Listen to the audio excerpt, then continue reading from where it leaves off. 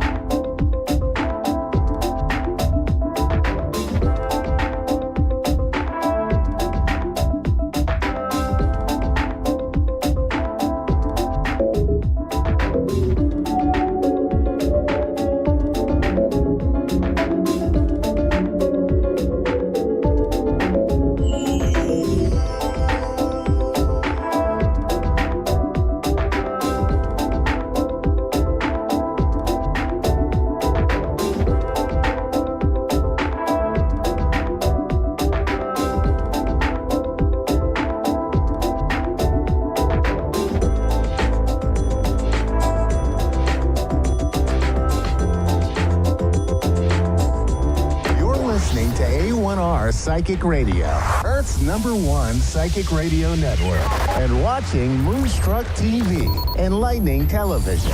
Welcome. Time for Maria Leggett's Medium Show with Maria Leggett. Live from MariaLeggett.com. Connect direct. In North America, dial 888-454-2751. In London, 20-3519-2158. In Sydney, dial 02-8488-3147. Or online, contact us through our Facebook page, facebook.com/psychic radio. Or one of our websites, AskOneRadio.com or Moonstruck.tv. This is Maria Leggett's Medium Show on A1R, the Ask One Radio Network. Good evening, everyone. I am Reverend Maria Leggett coming live to you from Dayton, Ohio. As always, I'm excited to be here. It is Wednesday, and it's time for us to spend a little bit of time playing. That's what I love to do. Playing with spirit, that is. So let's talk about what I have coming up. I have on, if you're in the Dayton area, January 26th, I have an in-person community chat and meditation. If you are online on January 27th, I have a moon magic class, and there are lots of seats open for the online class. I only have one seat in person that is left for that.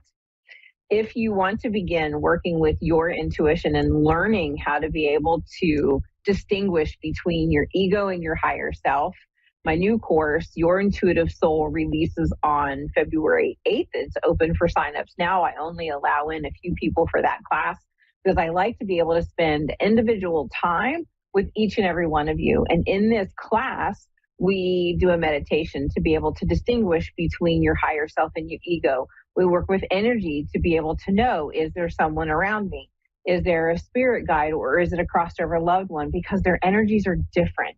So we do these exercises to be able to tell the difference between who it is that's around, who is not around.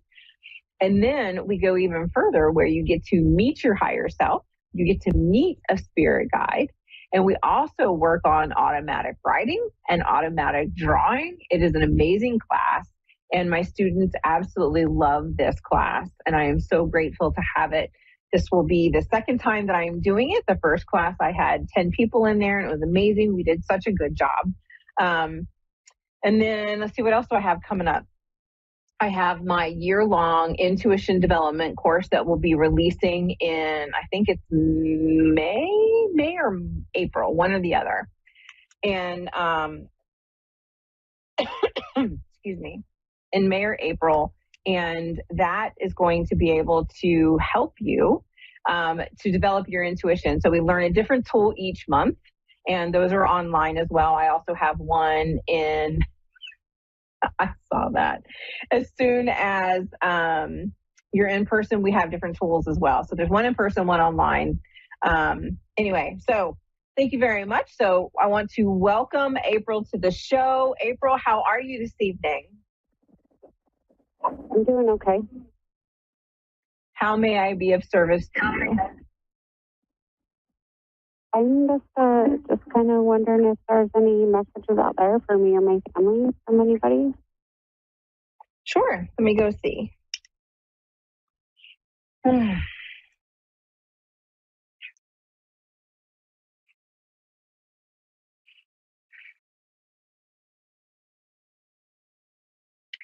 So right now in this moment in time, April, as I connect in with your spirit team, I see your spirit team is coming in and closing in around you, as though this is a time when your family needs a lot of love and support and extra reassurance that you're not alone, that your spirit team is there, that they're surrounding you with love. It is important that you feel supported right now because you are going through some unsettling energy, unsettling emotions. Does that make sense? Yeah. I definitely want to talk about these being the spirit team that I am feeling. So I'm not seeing them, but I'm feeling them more than anything. This is definitely family related energy. We have, I definitely want to talk about a maternal energy. So I want to talk about mom or someone who would have been like a mom to you, who is stepping forward, putting their arms around you and letting you know that they love you and that you are not alone. And they want you to know that they're going to be here to support you and get you through everything that you need to get through. They're just asking that you step into trust, knowing that you're going to be fully supported, even though it feels like you have lost something. Does that make sense? Yeah. They want you to know that, how do I explain this? I don't want to say that the loss is temporary, because they're not showing it to me as though it's a temporary loss. It is a loss that you're going to feel very deeply in the moment.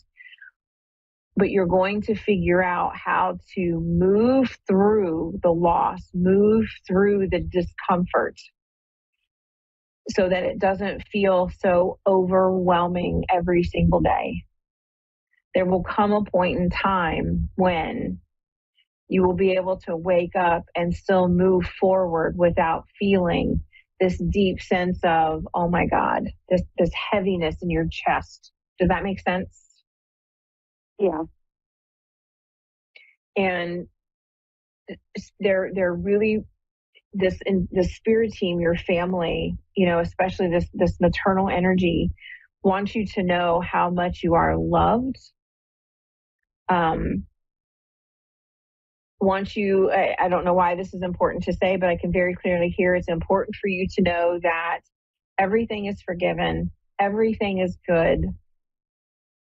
They want me to talk about not carrying heavy burdens on your shoulders, allowing yourself to feel more relaxed without the expectation of, here's what we need to do. We need to do this. I have to do that.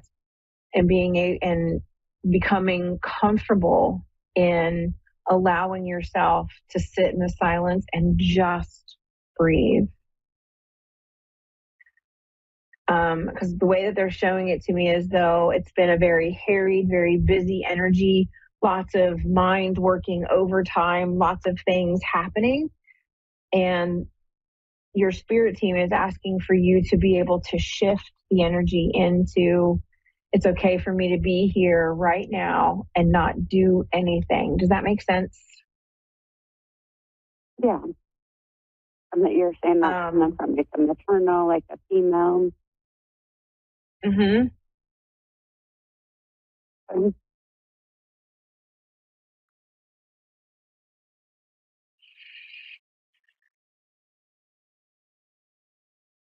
You are so loved.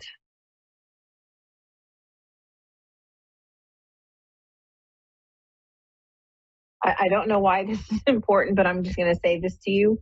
I'm hearing very clearly another opportunity will come again, and allow yourself to be open to that. Does that make sense?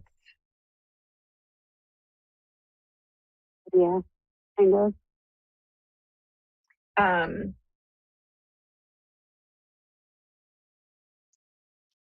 They're also talking to me about you doing a lot of self-care, taking care of your body, allowing yourself to take a shower, allowing yourself to take a bath, doing something that you can pamper yourself instead of always wondering, like allowing your mind to wander into what else could I have done? How could I have changed the outcome? How could this have happened? Does that make sense? Yeah. And they want you to know that there was nothing that you could have done to change it. Everything happens for a reason, even though we don't like it, and even though we may not understand why it happened the way that it did. But it's important for you to begin trusting that everything happened for a reason, allowing yourself to grieve the loss, allowing yourself to just move through all of the discomfort, knowing that you're being supported. Okay, yes, I will. They would like to know if there is a question that you want to ask.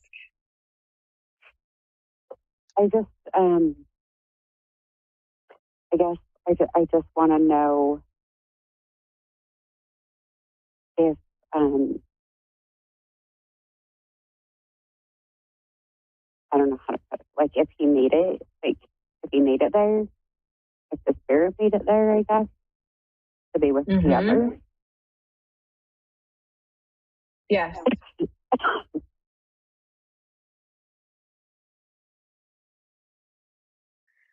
They're showing me we have a male in spirit who's crossing over, met by family. So knowing that they're not alone, being met all together.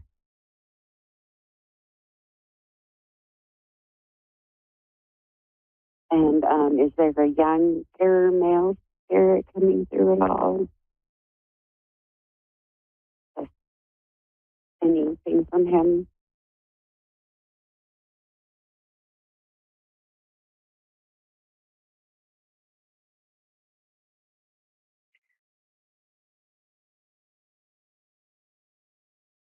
I'm not seeing anything about a younger male. It doesn't mean that they're not there. It just means that I'm not sensing it at the moment. Okay.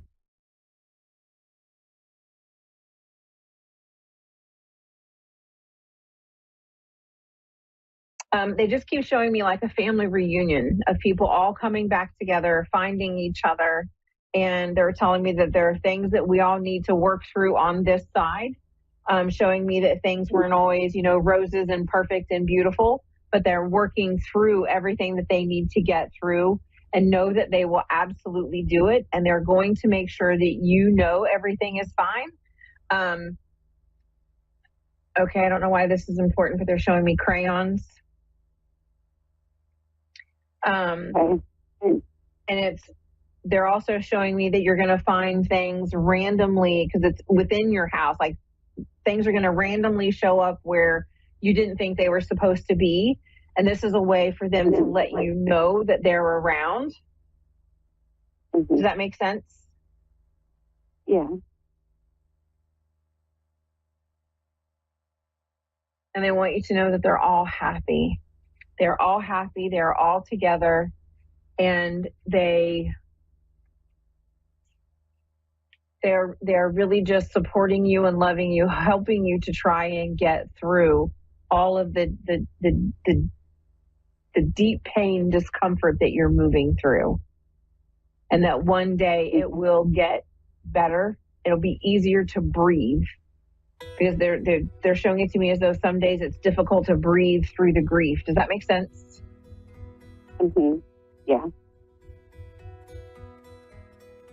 And they want you to know how much they love you, how much they appreciate you.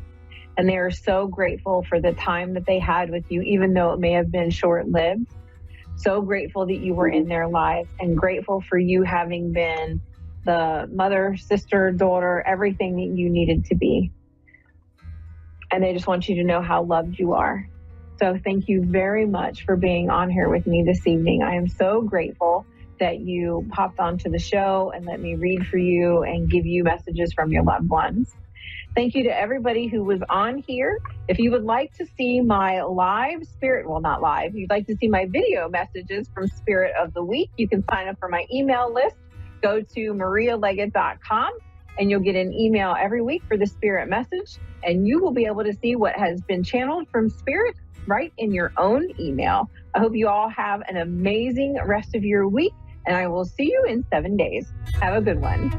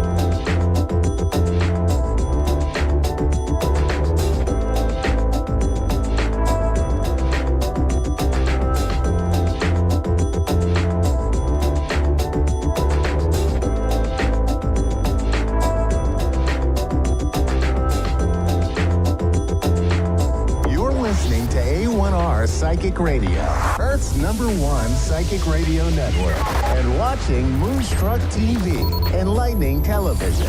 Welcome. Time for Medicine for Your Spirit with Raylene Byrne. Raylene Byrne. Live from RayleneByrne.com. Connect direct. In North America, dial 888-454-2751. In London, 20-3519-2158. In Sydney, dial 02-8488-3147. Or online, contact us through our Facebook page, facebook.com/psychic radio. Or one of our websites, askoneradio.com or moonstruck.tv. This is Medicine for Your Spirit on A1R, the Ask One Radio Network. Namaste, everyone. Merry Cosmos and Happy No Fear New Year. It's going to be a big one for everyone. So I've come on today. I'm in a very mischievous mood. As you can see, I've got my little elf Santa pants, whatever, jumping around. I woke up this morning and out on my decking here down in Australia on the summer solstice here. I know Northern Hemisphere is in their winter solstice. I saw a crow, two crows, being bamboozled by two willy wagtails, tiny little birds. And with the crows, or the ravens, you call them ravens in the Northern Hemisphere.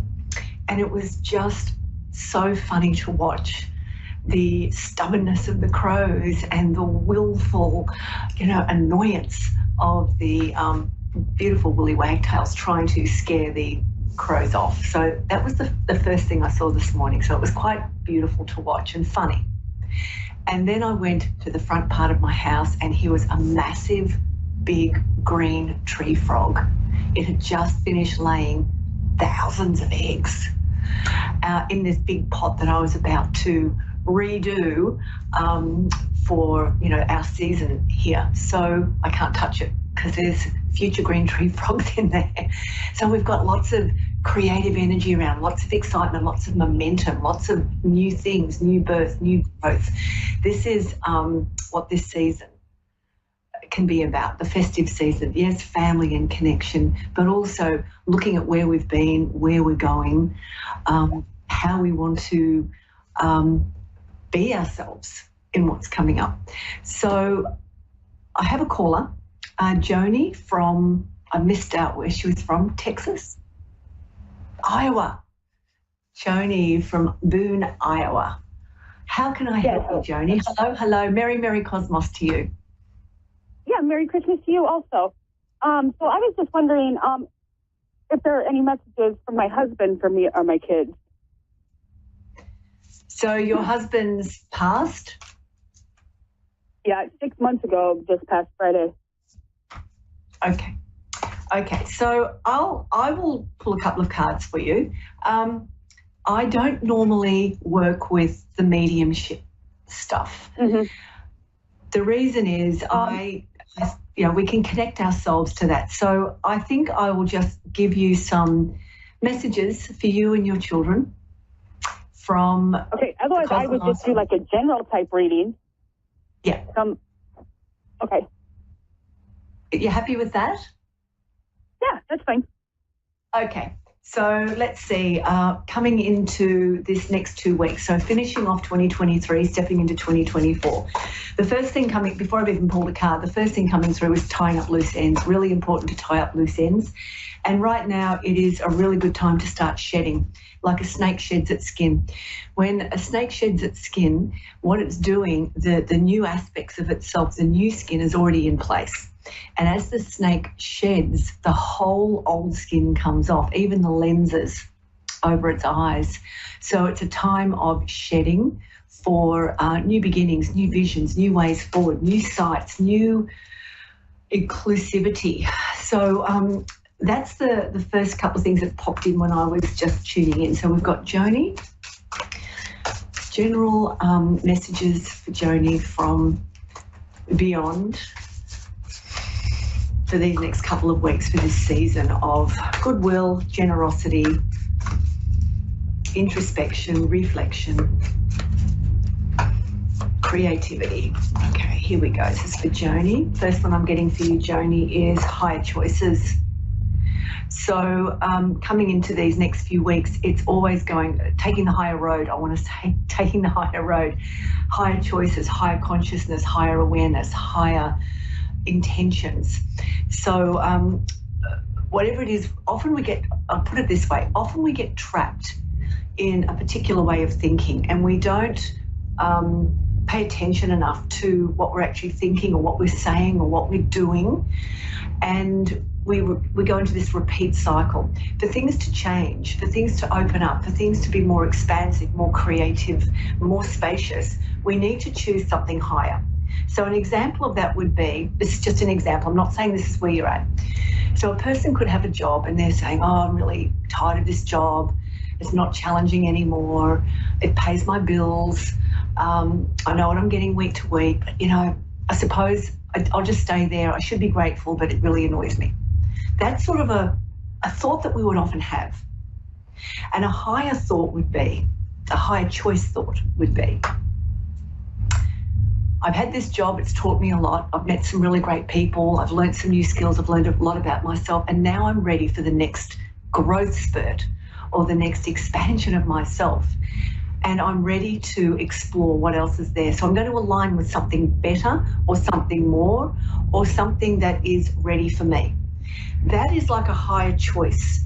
So what we start to do is we lift our energy by the thoughts, amplifying our thoughts. We lift the energy, much higher caliber.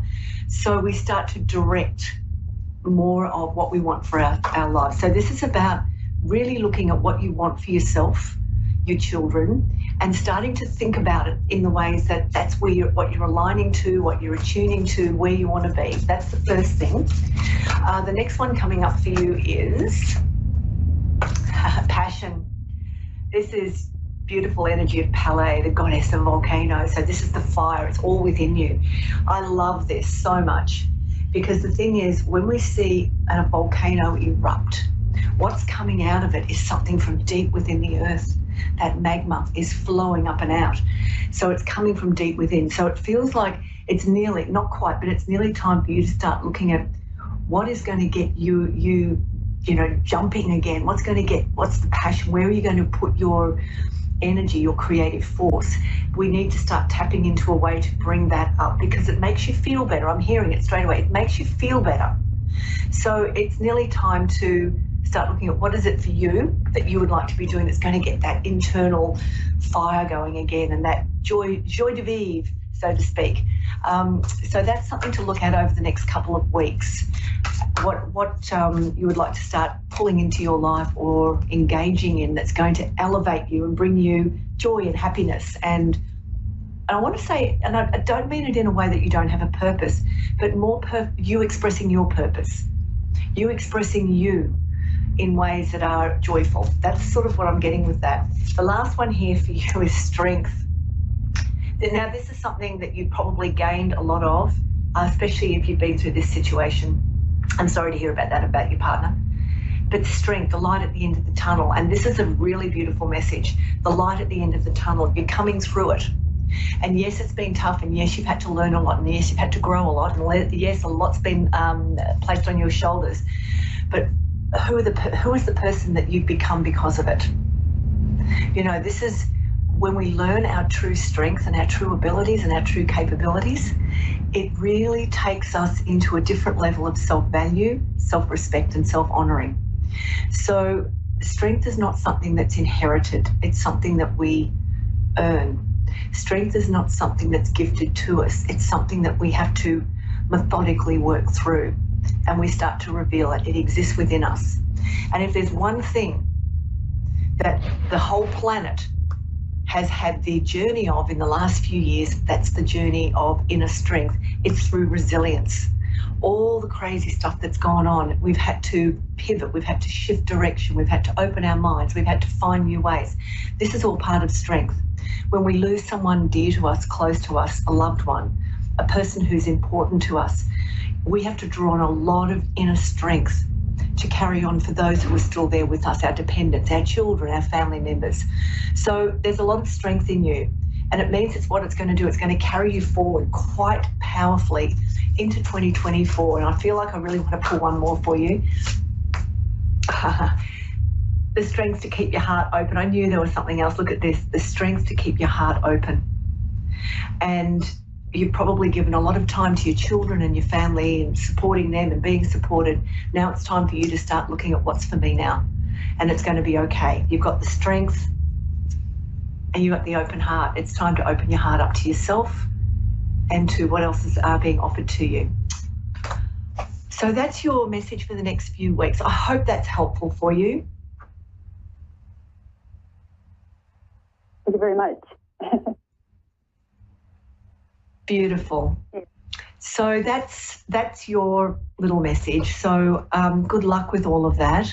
And yes, it will be a challenging festive season. This is the first one. So stay in the heart and just know that beautiful, your partner, he lives on energetically with all the memories. He's in your children, in you. All the memories, all the energy around Christmas. It'll be a beautiful time to celebrate him as well. Yeah, we've been struggling a little bit with all that stuff like that lately. Beautiful. Know that his energy's there. So thank you for letting me do this for you. I hope it's supportive, and have a really beautiful embrace with everyone on this festive season, this Christmas time. Let them give to you and let yourself receive. Okay. Okay. Thank you. Yep. Thank you so much. Bye. So, as I was saying before the call, it is a really important time to think about where we want to be in 2024. It's going to be a very expansive year for most of us. And as I said to this beautiful caller, Joni, we've all developed so much resilience over the last few years, and we've cultivated a lot of strength. And we're really going to have to move with that as we come into this new year, because it's going to be quite fast. There's going to be lots of change, big transformations everywhere. So being able to stay with the strength that we are, and as with Joni, staying with an open heart, being able to give and receive without barriers, without judgment, without conditions, is a really powerful place to be. It's a very strong place to be in ourselves. So from my humble heart and my soul of service, thank you for, sharing those few moments a week with me, those who tune in. Remember that you are the medicine for your spirit. You have it all. If you would like to connect with me, please come to my website, rayleneburn.com. There's lots of stuff there. If you'd like to have any work with me, it's all there as well. So from my home and my heart to yours and your home and your heart, Merry, Merry Cosmos. Happy No Fear New Year. And I look forward to seeing you in 2024. Bye for now.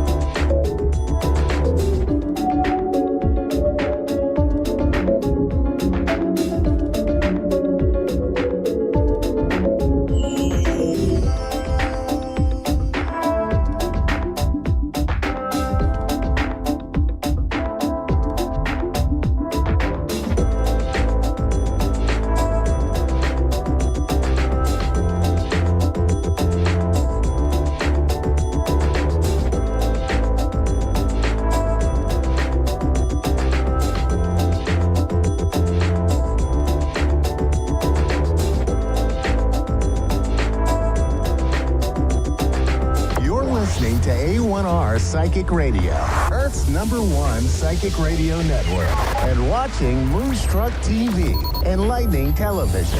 Welcome. Time for Sessions with Spirit with Gene Rose. Live from Facebook.com/Tarot Readings by Gene Rose. Connect direct. In North America, dial 888-454-2751. In London, 20-3519-2158. In Sydney, dial 02-8488-3147. Or online, contact us through our Facebook page, Facebook.com/Psychic Radio. Or one of our websites, AskOneRadio.com or Moonstruck.tv. This is Sessions with Spirit on A1R, the Ask One Radio Network. Good evening, everyone. How is everybody doing tonight?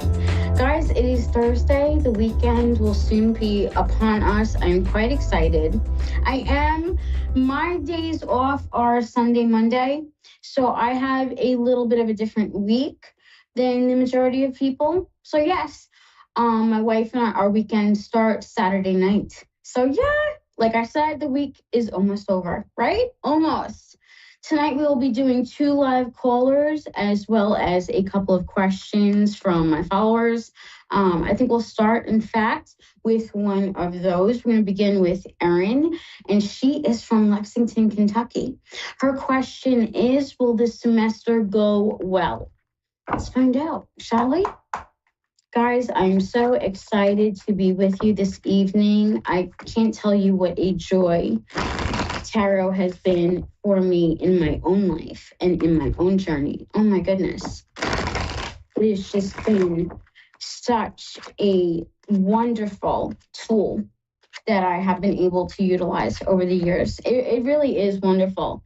A lot of people assume tarot readings are associated with something dark or evil or something of that nature, and that could not be further from the truth. Like, oh my goodness, it is associated with healing. It gives peace. It also gives insight and advice. It brings us to a place where we could be centered, and that's really important. Hopefully, Erin, these answers that I'm about to give you brings you that peace and that grounding. So overall, I am happy to report that the answer is an overwhelming yes. I do want to point out, though, it's not through luck, but hard work. Yes, I need credit to be given where credit is due. So where you have gotten thus far, especially in your life overall, it's all been due to your own efforts. So that, like I said, that effort and that has to be seen, and that has to be just from the cards you received. Oh my gosh, your center card. And guys, I always say the truth lies somewhere in the middle. That's why with my odd numbered card readings, I always pay specific, if we could say that word, attention to the center card. Like I said, it goes along with that saying. Erin, your center card was the 10 of Wands. So there's a lot on your plate. Oh my gosh. But with that being said, you handle it with grace. You do. Especially moments of pressure, okay? Tests, things of that, it's going to be smooth sailing. Don't get me wrong. It's not to say that it's going to go without bumps. I think that's going to be due to the pressure that you put on yourself. First card was the Page of Pentacles. That's going to be the start or beginning of stability.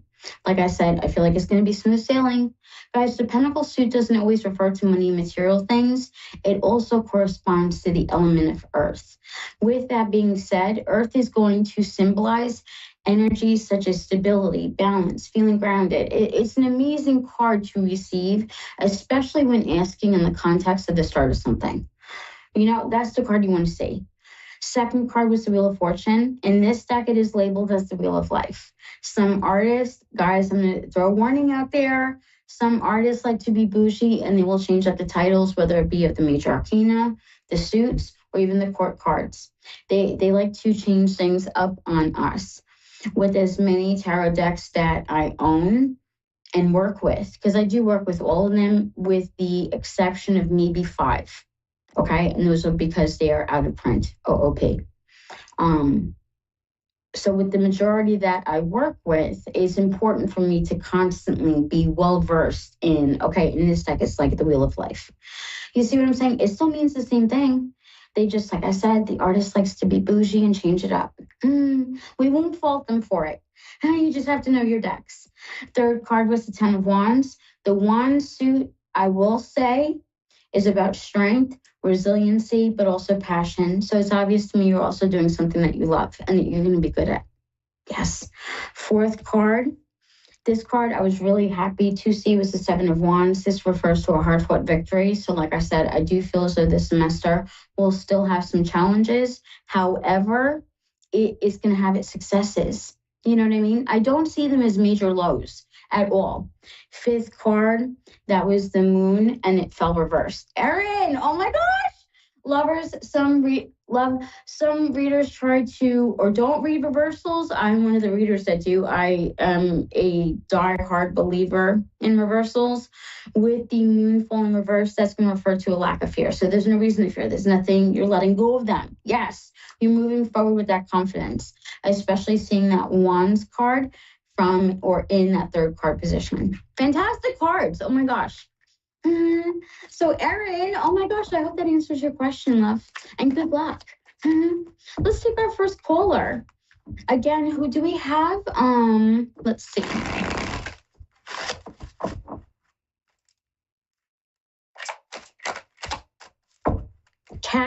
Kathy, you are in Orlando, Florida, love. I bet the weather is beautiful, or at least more beautiful than what we are having up here in Ohio. How are you tonight? I'm doing good. It's 50 degrees, 40, 50 degrees. So Okay, you know what? Right now, over our weather, I would take that. The other morning we had 7. It was 7 degrees. Yeah, I was like, okay, I'm not getting out of bed. Not at 7 degrees. I no take it though snow. that is chilly for you guys, though. Well, I'm from the north, so it actually feels pretty good. Oh, awesome. Where in the north? I'm from where they're getting all the snow, the 3 feet of snow in New York. But I was born in Cleveland.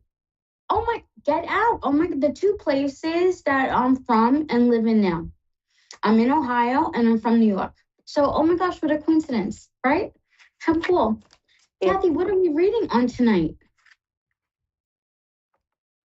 I missed what you said. What are you reading on tonight? What is your question? Well,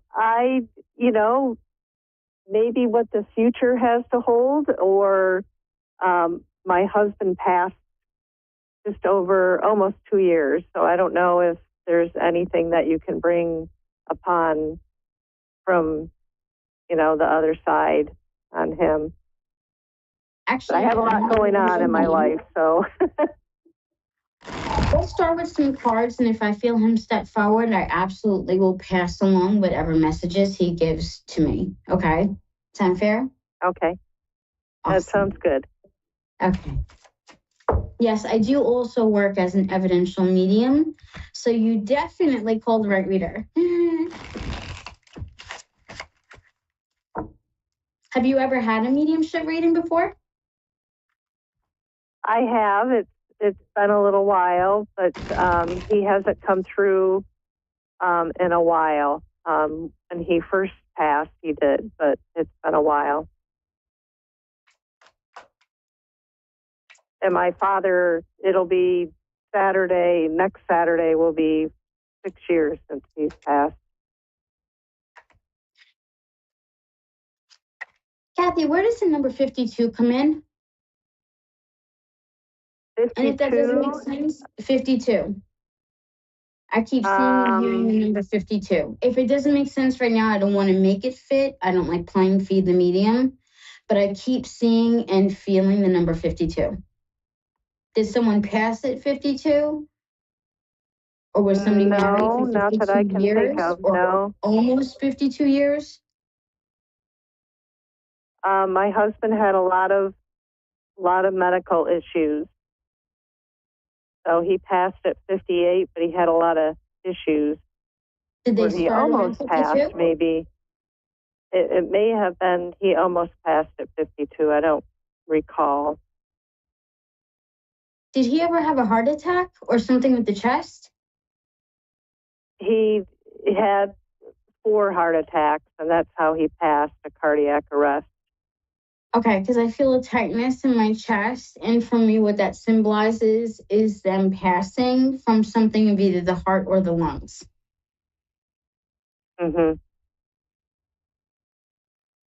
Why do I feel like he sends you signs? He hasn't physically, or not physically, but spiritually come through.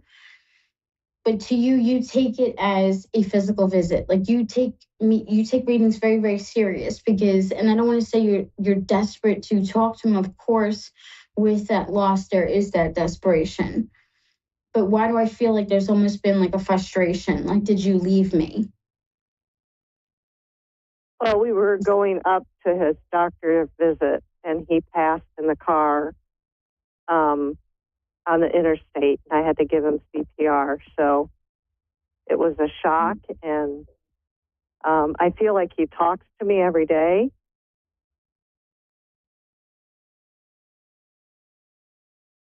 And his daughter had just moved back home, and in 4 days he passed. So it's been difficult for both of us. Yeah. So I feel like he sends me signs, dragonflies, you know, sometimes cardinals, birds, but I feel like he's always talking to me. Without a doubt. Do you talk to a picture every night? He's above my TV and Okay. next to me. I have pictures. Okay. Are you always talking to them? Because he says, tell her I hear her. Yeah. Okay. And then not to bring up that day, but you replay it. Yeah. And he wants you to stop doing it. Because if what I'm picking up is how heavy, and of course, losing a spouse, I couldn't even imagine. Kathy, there's no words. But I have to say that you keep thinking, if I did this different or if I did that different, he wants you to know there's nothing that you could have done different. Stop driving yourself crazy, replaying that moment. Because if you're doing what I'm picking up, love, that's not fair to you.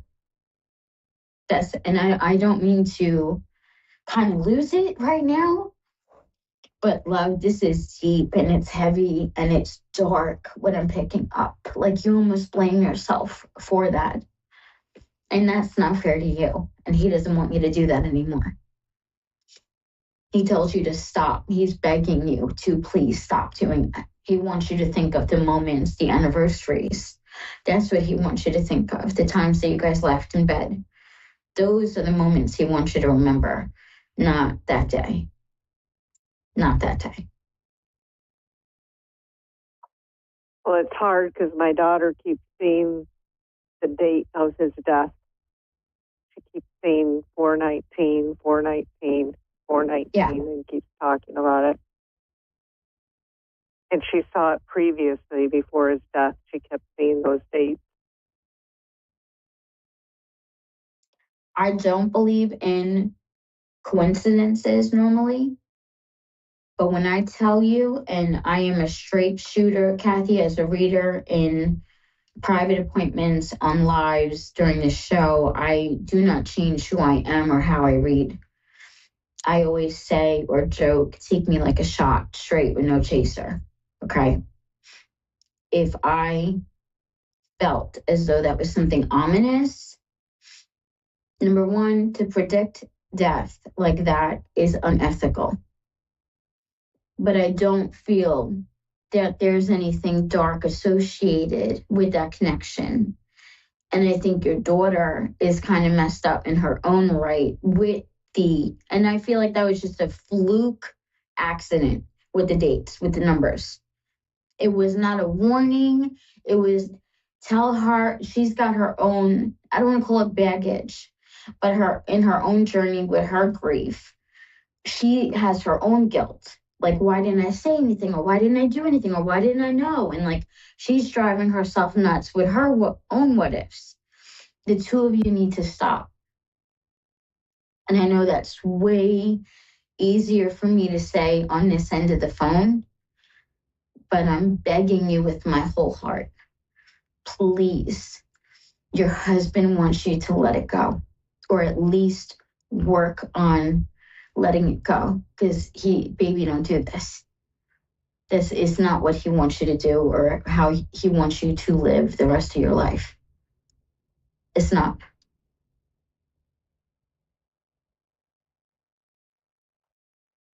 I hope that does bring you some sense of peace, and especially knowing that he is with you, specifically at night. Specifically at night, I do see him sitting on the edge of the bed, like you're laying down and he's sitting at the foot of it, just kind of watching you and rubbing your feet. And I don't say that to scare you. I don't want you to go to bed tonight and be like, oh my God. I do not say that to scare you. It just sometimes that brings comfort, when someone hears that. So I like to always say I'm not a colander. I'm not here to sift through what messages you receive and what you don't receive. I like to give everything because something could be an inside joke. I never know. And that could be the one thing you need to hear that brings you peace or that kind of gives you the ability to be like, you know what, I can make it one more day. So I definitely hope, even if it was just a taste, I gave you that tonight. I really do. I do. As far as your tarot cards, they were absolutely beautiful. I do think, and it happens always after a storm, right? You get that beautiful rainbow. But just know that it's going to be your husband sending you that rainbow. You did get a money card. I will say that, or bring that up. It was the Ace of Pentacles, and that refers to unexpected money.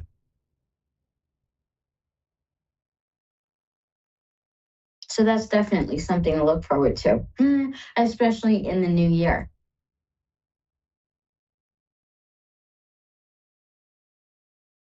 Thank you. I was You're hoping. so welcome. I know it could kind of be a little overwhelming. It's like, wait, let me kind of grab myself. But like I said, I just hope I was able to give you some sense of peace. I do. Yeah. Oh, Kathy, I wish I could give you a big hug right now. Thank you. I feel it. All right, love. I definitely look forward to crossing paths with you again in the future. I hope you take care. If you would like, I would love if you send me an update about you and your daughter. You could follow me on Facebook at Tarot Readings by Jean Rose. And then please just shoot me a message in regards to how you and your daughter were doing. I would love and appreciate an update. I really would. Great, will do. Thank you so much. Awesome, Kathy. No problem. You take care and you have a wonderful night. Next up, we have You Taylor. too. No problem. Next up, we have Taylor in Grand Island. Hey, love, how are you tonight? Good. How are you? Good. Is this your first tarot reading? No. Awesome. Okay, so we don't have a newbie on our hands. Interesting. What would you like to read on this evening? I just wanted to know if me and my ex recently broke up, and I just wanted to know if we were going to get back together. Okay.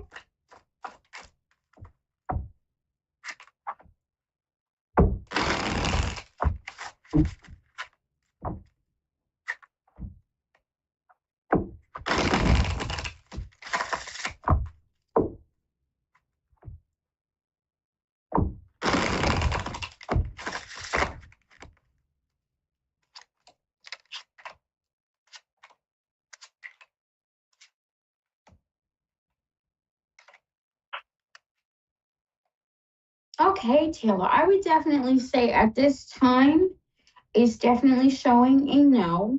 However, you did get the Ace of Wands, and that was your first card. That's going to refer to unexpected opportunities.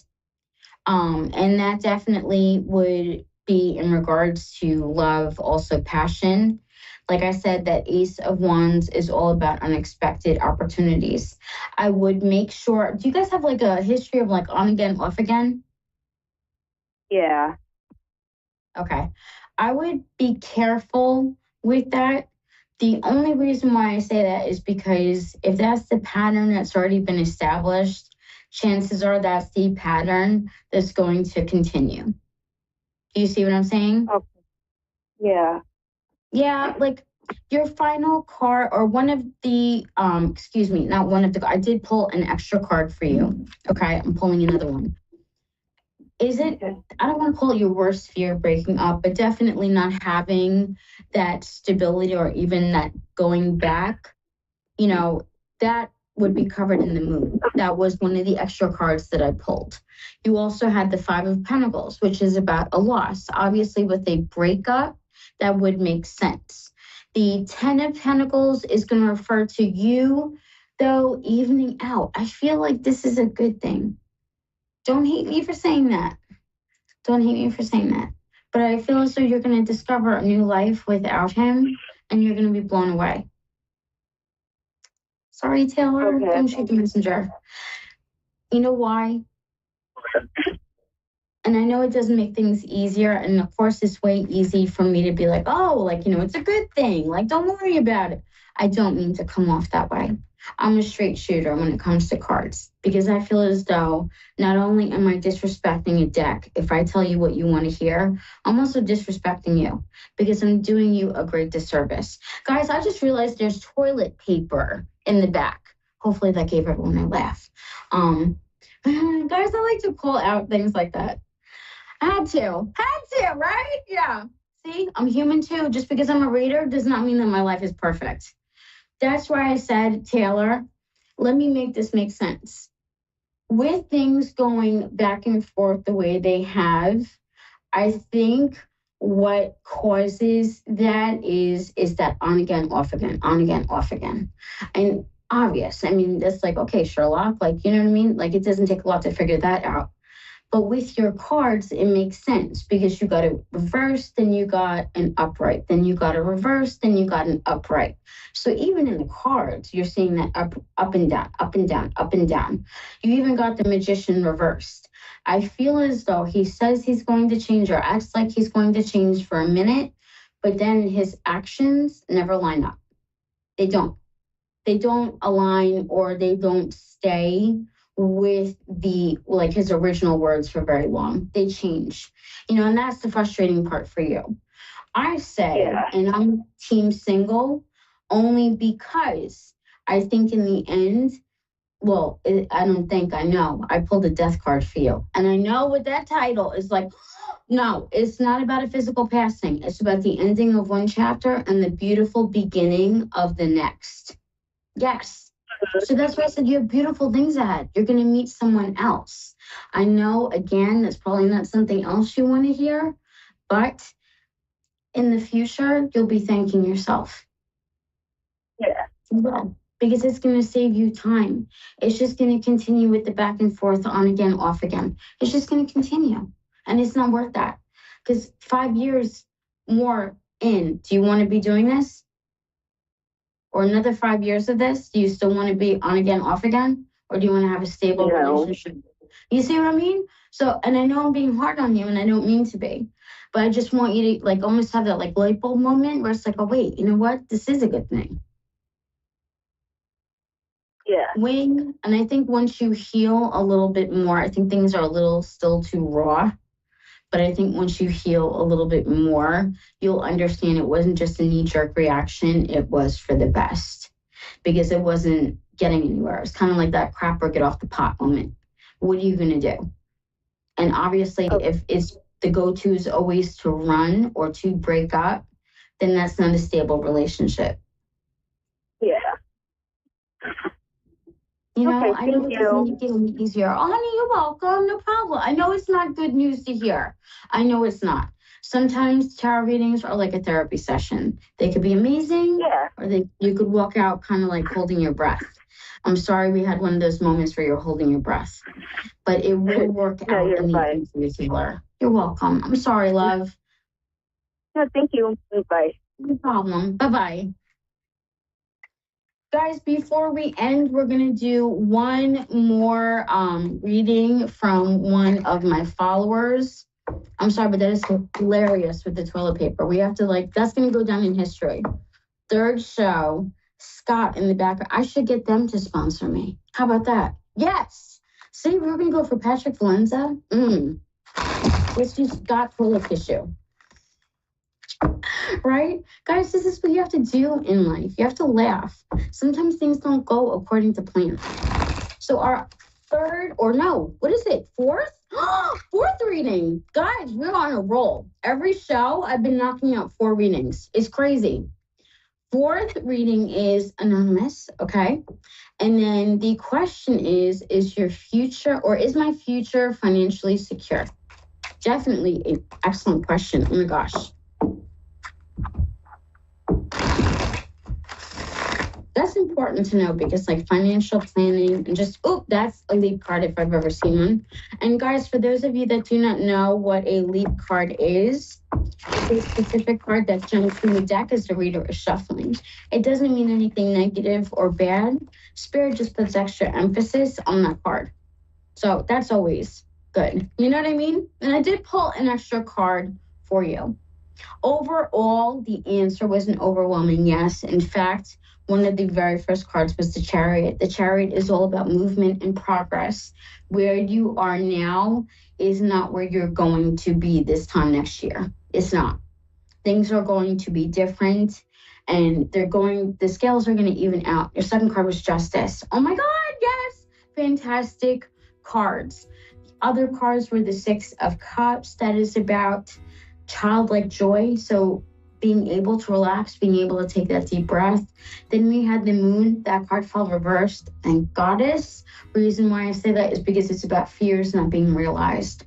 So whatever you're afraid you're not going to achieve or accomplish this year, no, you're going to knock it out of the park. It's going to happen. It's in the bag. Final card was the World. And that card is about opportunities. Oh my gosh, fantastic cards. Fantastic cards. Guys, thank you all so much for joining me tonight. I really appreciate it.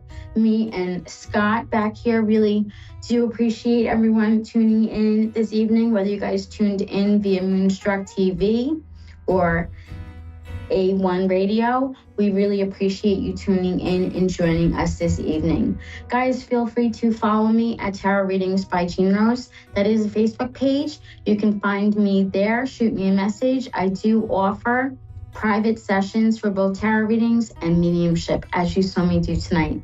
I hope everyone has a wonderful evening. Guys, enjoy your weekend and be blessed. Thank you again for tuning in.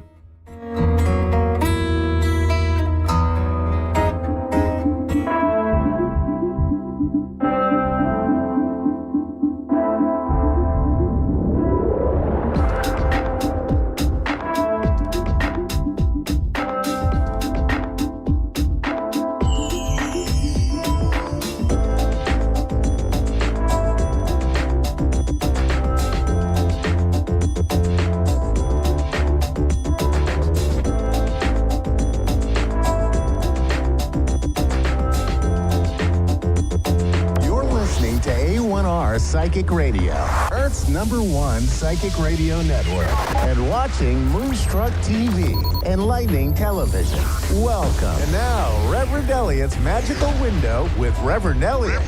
Live from magic-works.com. Connect direct. In North America, dial 888-454-2751. In London, 20-3519-2158. In Sydney, dial 02-8488-3147. Or online, contact us through our Facebook page, facebook.com/psychic radio. Or one of our websites, askoneradio.com or moonstruck.tv. This is Reverend Elliot's Magical Window on A1R, the Ask One Radio Network. Greetings, fellow seekers of truth, wisdom, and light. This is Reverend Elliot, your friendly neighborhood, occasional esoteric practitioner, joining you now for the first time in 2024. We made it. I had a little rough patch there at the end of the year. Nothing terrible. I just, because I did get a lot of messages from people who were concerned. I missed the other show because it's just a stupid thing. I had a very bad reaction to some painkillers. And I didn't think that would be really fun to get on the air and do tarot readings. Well, you're telling me all the things that are the intimate details of your life, and you hear me throwing up. That's not very good, because it's like the doctor looking at your X-rays and saying, "Well, actually, I don't have to make that one up. That happened." When my wife, as some of you may know, had a terrible accident a few years ago, and completely demolished one of her ankles. All gone. I mean, the every bone shattered. But we didn't know what had happened yet. When she went to get the X-ray, the doctor looked at the X-ray and said, "Oh my, now that's not good." when the doctors do that. So, these things are a little scary. You have to be very careful with what you say because people take these things to heart. Like early on when I was reading tarot cards, I accidentally said, ooh, when I got some cards for somebody, and that person was terrified. Because we do have power that way. That's not really... We don't have... The power is in the cards, really, and in the person getting the reading. But the power we have is the power that people give us. And that is sometimes there are people who just get very hung up on the cards. And I'm glad I think it's been years since I've met somebody who wanted constant readings, which is something I don't do, because that means you're substituting the card's judgment for your own. So I'm very shy about that. I'm not going to make a living constantly reading for the same people every day, which some people will do that. And, hey, if they feel that that's what they need to do, fine. But, I can't do that. I like it to be an as-needed thing. Generally, I enjoy doing readings for people at the end of the year, which is why it's been so depressing being ill at the end of the last year, because I had to cancel all the readings that usually come in. But I did hear from so many people, so many nice, lovely people sending me notes, wishing me well, hoping I get better. And I got better. I still think I think I still sound a little clogged up, but that'll go away. We got some beautiful Christmas cards from people. Probably one of my favorite. I shouldn't have favorites, should I? But there is an artist in upstate New York named Karis, who's a listener with her mom. They both listen in, and boy, she sends the most beautiful handmade cards, and we're lucky to get those every year. When Sandra had that accident that I mentioned and was confined to the hospital for a long time, Karis sent a painting of an ice cream cone. Just a simple thing like that, and my wife was so thrilled with that. It made her feel so much better that we still have that. We still have that hanging here in the kitchen because it made her feel better. So, the things that we get, we appreciate all the things that people send us, and I try to send back thank you to everybody when I can. But sometimes it gets a little difficult. We hear from a lot of people, and hey, you guys thrust me into the attention of people all around the world. Ask One Radio network and listeners have given me a degree of notoriety. So I get messages from people all over the world. I look at the hits on my website, and they're from every corner of the world. So not that I'm complaining. I like that. It's fun, and I do like tarot reading, and I like magical work, and I just don't think it's something that should be constantly in use. That's all. But it's nice to do every once in a while. And if some special situation comes up and you need some advice and you want to look at the cards, that's beautiful too. Just it's not the kind of thing you want to do every day. For that we have newspaper horoscopes. I think it was Benjamin Franklin who said about horoscopes that all you have to do is just get a book, and in that book write down every possible way a human being can act, and then divide it into 12 books, and there you have astrology. Well, Carl Jung, on the other hand, he took a very serious view of astrology. You can find the great psychiatrist Carl Jung. You should take a look at my website for that, magic-works.com, magic-works.com. Look at the horoscope page, the astrology page. There's even a Carl Jung page with an interview by Dr. Jung in there. It's I got like 106 or 107 pages over there. It's really good. Also, I wanted just a special thank you to the people who continued to order books. That warms my heart. I like mailing out books to people because they keep telling me that this is no longer a paper age, which is, I had to go out and buy 2 paper shredders. We get so much paper in the mail. I don't know what happened to the paperless society, but it isn't around here. So anyway, I'm back. I'm glad to be here with you. I hope to be here with you steadily through the end of the year, meaning till 2025, and then keep going from there. This is show number 381 tonight. Can you imagine that? 381, and it's my first show shuffling up the cards there, of year 13 doing Reverend Elliott's Magical Window. And yes, as I mentioned about all the things I get in the mail and all the people who contact me and all the wonderful people I've met, that this experience changed my life. If there's somebody listening now, and I know there's got to be somebody listening who's thinking maybe about doing this, you couldn't pick a better place to do it than Ask One Radio. Let me tell you something. I'm no sucker or pushover, and I've been doing this now for over 12 years. And because I like it. It's fun. It stimulates me. I've become so much more creative since doing this. Now, this is kind of a problem in one way because I have a lot of books here. One bookcase, I'm looking at it right now, one bookcase, when we painted this room, we emptied the bookcase. In that one bookcase alone, we found 900 and something books. And people say, would you read those? And I usually say, no, I just buy them by the pound from Books R Us. I have a nice little stash of classic occult books. Some very rare volumes. And I loved reading them and learning from them, and I still do. But, you guys so energized me and incentivized me that I started writing my own books. So I don't even get to these books anymore. I'm looking at them now. I think I need to dust them right now, in fact. But, gosh, I have so many wonderful magical books. Speaking of books, this is not a plug, although life is one big plug. The more you get to know people, the more interested you are in them.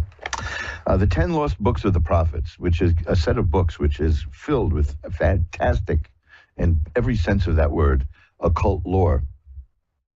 Once again, I had a little bit of a problem with Amazon over that. For some reason, they keep stopping me from listing it there, which is no big deal. I mean, I sold a set through eBay. I have sets that you can buy directly through me.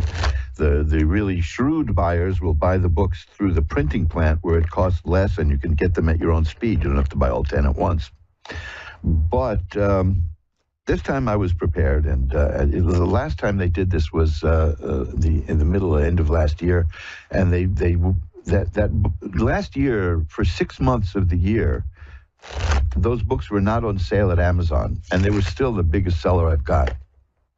That'd show you, and it's not cheap. That's one of the reasons they don't sell a lot, if you know what I mean, because they're rather expensive. But I think that they're worth it, and I don't push them, but I do let people know about them. But I just want to let people know, if you haven't been able to find it on Amazon, it's backlisted again. I went right to the CEO. I did that at the end of last year when they had a problem with the listing. And it's not even there's anything wrong with me selling it. They don't even know why this is happening at Amazon, because the algorithm keeps flagging it for some possible pricing violation, which is ludicrous, because if you look at it, it's 10 books and it's under $8.95 a book or so. It's under $9 a book for 10 books each. So as you see, that adds up, but it's worth it. But we worked it out this time in a matter of about a week instead of 3 months. So if you're interested, look, resolutions, right? New Year's resolutions, blah, blah, all that. If you want to study more about the esoteric arts, and you don't want to have to build up an immense library from scratch, get the 10 Lost Books of the Prophets. These were little books that were published by an occult house and sold through the direct mail catalogs, hoodoo catalogs, and things like that, starting in the 1930s up into the 1950s or so. And about $200 or so will get you one copy of one of the 10 books in the original set. Over the years, I managed to pick up and then resell here and there original sets. So I have, and I'm the only one who's got this, and you can get it in paperback or hardcover. This is why I mention this, because I know people were looking for it and it was gone for a while. Paperback and hardcover. In a large format, easy to read, The 10 Lost Books of the Prophets, which is filled with occult. Now, I'll be honest with you, because that's, I kind of dig honesty, These books are compilations of things that are found in a bunch of occult books. And that, of course, is disappointing to some people. And I try to make sure that people understand that, because, well, if you have a large occult library, you probably don't need these. But if you want to have something to begin with a basis, and something that's accessible and easy to read, and it isn't filled with bizarre jargon, this book, these 10 books synthesized the knowledge and lore from several other books. And it's worth doing just for that. And I spent a year, here comes the sympathy part, right? I spent a year rectifying and restoring a set of 1938 books, because they were riddled with typos. And the only way you can fix that is to have several different editions and compare them, which I did. So this is one of the reasons it took me a year to do these. But I'm so happy when people buy it, because these are wonderful, wonderful, wonderful books. You can find, just go to 10lostbooksoftheprophets.com. That's the website that has all the options if you want to buy it. You can buy it from Amazon, you can buy it from eBay, you can buy it directly from me, you can buy it from the printing plant at your own speed, and there's a code there, and if the checkout code doesn't work and give you a discount, just drop me a line and I'll get another code for you. But there you go. I mean, because it's that time of year, and say, well, I want to do this. I want to do something new. I've always said I'm going to study this. I'm always, so this is the way to do it. The 10 Lost Books of the Prophets will get you started on the Western esoteric tradition. Now, if you want to learn about tarot, hey, there's no two ways about that. You get Reverend Elliot's Magical Window from Amazon.com, and that comes with a CD of actual readings to listen to. I know people aren't big on CDs these days, but you'll probably be able to play that or download it or offload the contents. And at some point, I think I'll just do another version of that book with a flash drive. But for now, there you go, 10 Lost Books of the Prophets, and I'm working on a biggie. I'm working on a very big thing. I'll spill the beans now for you, between you and me. Don't tell anybody about this, just between us. It's called Vision Power. That's going to be a kit that consists of many different books and videos and audio recordings. And that will be available with a book of its own and a flash drive that has loads of stuff in there to give you all kinds of interesting occult techniques in terms of remote viewing, astral projection, you name it. It's going to be great. I've only been working on this for years. It's called Vision Power, and maybe I'll put a little something about it on my website, a little something about it at the tarot page at Facebook. Who knows? But I've been so laid up this year, the last few months, that I'm just eager to get going and do stuff. And if you feel the same way, that you really want to maybe get even deeper into the esoteric side of things and learn how all this works, you can't do much better than getting the 10 Lost Books of the Prophets and a copy of Reverend Elliot's Magical Window. Oh, there's also my book, Reverend Elliot Explains It All, but that's, I don't have the nerve to say that's an essential book, But I think these two, I think the 10 Lost Books of the Prophets, that is essential. So it took a year to restore it. Anyway, there you go. We're here now, and let's see. We're going to, here's how we do it. See, look, I've been so long since I've done this, but I remember how to babble incessantly, so that gets us off to a good start. We're shuffling up the cards here. We're going to go look through the magical window for a first caller in a moment. But first, I'm going to ring a bell 3 times to declare and establish sacred space. And now we pull back the curtain on the magical window for Karen in La Puente, California. Hi, Karen. You're on with Reverend Elliot. Hi, how are you? I'm doing well. How are you tonight? I'm all right, thank you. Oh, well, maybe we can make that a little better. What can I look at for you? I guess something in love, I guess. Okay. Well, that's good, because the first part I have... well, I don't consider myself a medium, but I can use the cards to look if you want to do that. You could do that, yeah. In terms of love, I got the King of Cups here, which is you mentioned love in the first card I got here is the King of Cups. Cups are about the heart and emotions, and that shows that you'll be mastering your emotions and doing very well. I've got the Lover's card here, and I've got the Six of Swords, which is about getting from where you are to where you want to be. So you're looking for romance, you're looking for love. It seems to me you're going to find it. Okay. Because the World is the card I have next, which is assured success. So that's it's a short and positive reading. So this is going to be a good year for you in terms of romance. Now, did you want to look at somebody who passed?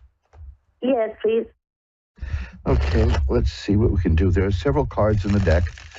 The regular listeners know because I say this all the time, I precede these readings. If I find like the Death card or the High Priestess card, certain cards like that, that means that there's a message coming through. And let's see what we get. Okay, not yet. We'll try it again. Okay. Now, if I don't get those cards, I'll read it anyway, but I like to get them because that makes it stronger in my way of thinking. Okay, well, here's one of those cards that I do get. It doesn't necessarily signify a past life reading or an other side reading, but it always shows up when I do these readings. So I'm going to take that as the clue here. It's the Nine of Swords, and that's a card of great sadness. There's somebody you miss terribly? Yeah. Yes. Okay, now I'm going to read the cards that I have here in this order, and we'll see what the message is, okay? Okay, because it starts with the Seven of Cups is here. That has clouds and a lot of different things. This is about a person with many great ideas and loads of ideas, and it was a very strong person. And the thing is here, I've got the Star, which is a card of optimism and hope. So that is one of those cards. These readings always begin with something very sad, like the Nine of Swords, and end with something upbeat and positive, like the Star. My reading of this is that this person is the message would be, stay strong. Things are good for me. I've got everything that I wanted. I've got things that I've never had before. That's the Seven of Cups, which is a card of somebody who may not have had exactly what they wanted here on the plane of existence of Earth, but is now able to face everything and has more power to get what they want. I have the Ten of Cups, which is of great happiness. These readings almost always start with great sadness and end with happiness. The person is saying, where I am now, I'm doing all right. And the message of strength is to say, be strong. Okay. Well, here's the Death card. That's one of the cards, obviously, that I look for. So this is, I'm taking this as a genuine message, which is that the person was looking for things in this life and is finding them now. Okay. And is telling you to be strong and understands. You see, the Nine of Swords is always a matter of saying, I understand that you hurt and it's painful, but I'm doing well. Okay. Okay, and that's good stuff to know. Let me see if I can get one more card. Yeah, see here, the Hermit is here. That's about a guy a guide, not a guy, a guide. A person, a person is. This person has found a mentor. Okay. And whatever problems there were on this plane of existence, they're getting worked out very well. And the message is, I'm happy. Okay. Okay. I hope that helps you. Yeah, it does. Thank you. Okay. And I just shuffled them up again, and I got the Death card again. So yes, this is telling me that's reinforcing that this is that message. So okay. I will light a white candle to send positive energy to you and to the spirit. How's that? Okay. Thank you very much. My pleasure. Bye-bye now. And let's shuffle up the cards. You're listening to Reverend Elliot's Magical Window, the show that is aired now and then, depending on my health. That's the beauty of getting older is you wake up the first thing you day. I used to think, there's somebody out there right now in the world who doesn't even know who I am. And by tonight, that person is going to be a friend. And we're going to, who knows what's going to come from that. Now I wake up and I say, well, I'm still here. So what do you do, I'll tell you one thing. The less active I am, I don't know if you're like this, but the less active I am, like if I'm confined to bed, if I'm forced by illness, because I had this nasty kind of flu that was kicking around here for quite a while, my dreams become so hyperactive that I wake up exhausted. And that still goes on. So I'm just glad to be here. And be with you again, because I get such energy from doing the show. Every time I miss the show, it really, really bothers me. So I'm glad to be back with you. But Donna here in New York is on next. Hi, Donna. You're on with Reverend Elliot. Hi. Hi. How you doing tonight, Donna? Very good, thank you. Oh, great. What can we look at? Do any messages for me? I don't have any specific questions, really. Well, okay, let's see what we got here. Are you a medium also? You're a medium?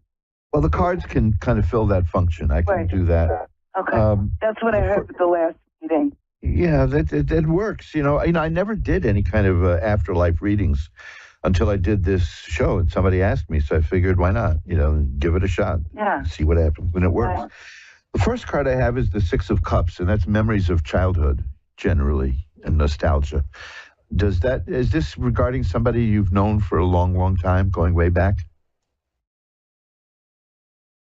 Well, there's several people, that I'm kind of thinking of. So, probably yes, absolutely. Okay, well, if that applies to somebody, this is the one that we're looking at this point. Okay. There were problems with the person. Something happened. This person was not being treated very well, was not being treated very fairly. Is that true? I'm not sure. Okay, well, that's fine. Because I've got the Five of Swords, and the fives are very difficult cards and gloomy and dark, and it generally means that somebody was mistreated.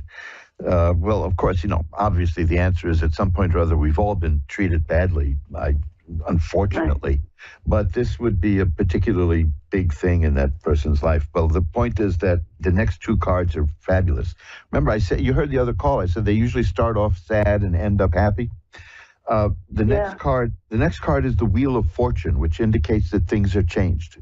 It changes. And the card after that is the Ten of Cups, which is great happiness and joy. So that's, again, it's the same kind of message, which is that it's about happiness. It's about where the spirit is, there's growth and there's happiness. I'm not seeing I'm not seeing any kind of prediction or direct message other than, again, the situation I was in was very bad at the end, but things are much better for me now. Here's an angel. This Temperance card is an angel, and I get that a lot with these readings because a lot of us, our life gets out of balance, and I am no exception. So this is just the human condition, and the card of the Temperance angel means that temperance and balance has been restored. So what the message I'm getting from the person is that what was missing in life, I'm getting now.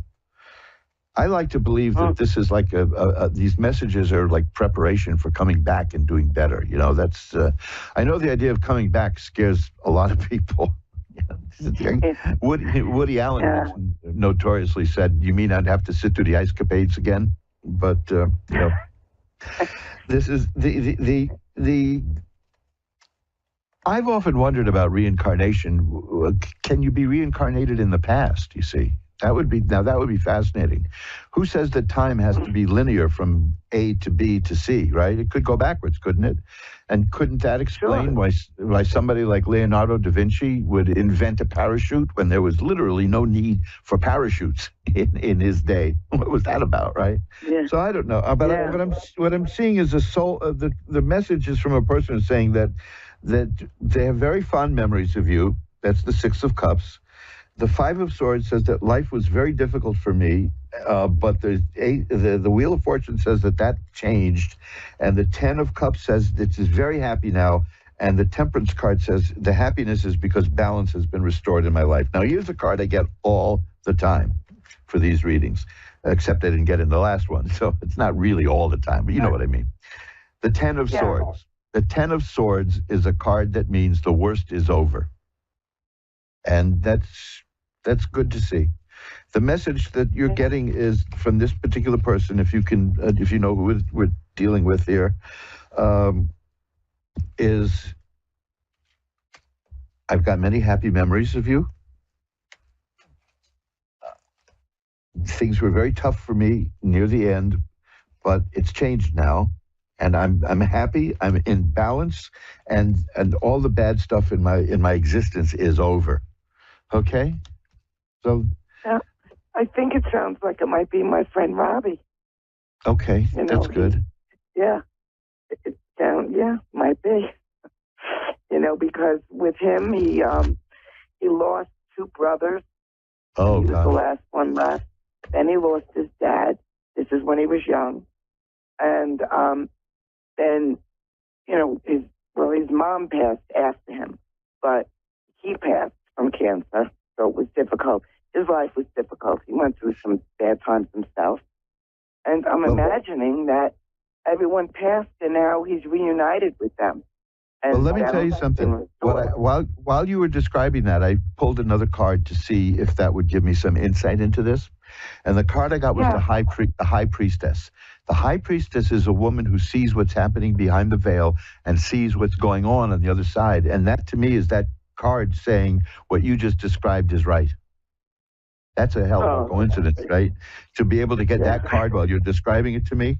So that is a way of saying, yes, you got it. So that's what we have.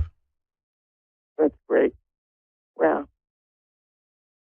I will also light a white candle that will send positive energy to you and the spirit as well. How's that? Thank you. Appreciate it. Anything else you need? No. I think I got a great message. Thanks so much. Have a great night. Thank you very much. Bye-bye now.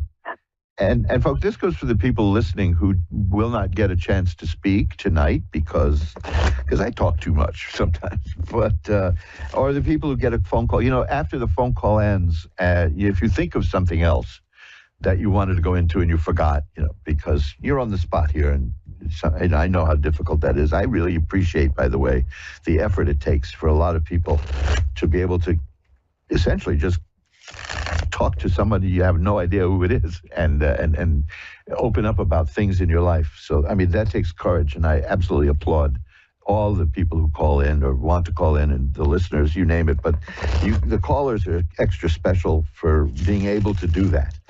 And if you're trying to call me and you want to, but you're a little nervous and you think you don't want to, don't worry about that, because when the time comes, you'll call. That's what I mean. You can't rush these kind of things. Let me tell you something. This comes under the heading of babbling. Many years ago, and I mean many, many, many, a lot of you weren't born yet, I wrote jokes for comedians here in New York. I was making a little bit of money and getting a reputation writing jokes for comedians. And like a lot of people in that position, I was very frustrated by seeing how these people ruined my work, I was an artiste. I was writing jokes, good jokes. In any case, there's another story about that I'll tell you one day, but not now. This one will do. So I decided that I was going to go to this little club here on 31st Street and 3rd Avenue in Manhattan, which used to have audition nights, and they had a lot of comics started there. And a lot of singers started there, too. Pat Benatar started there. many well-known performers began there.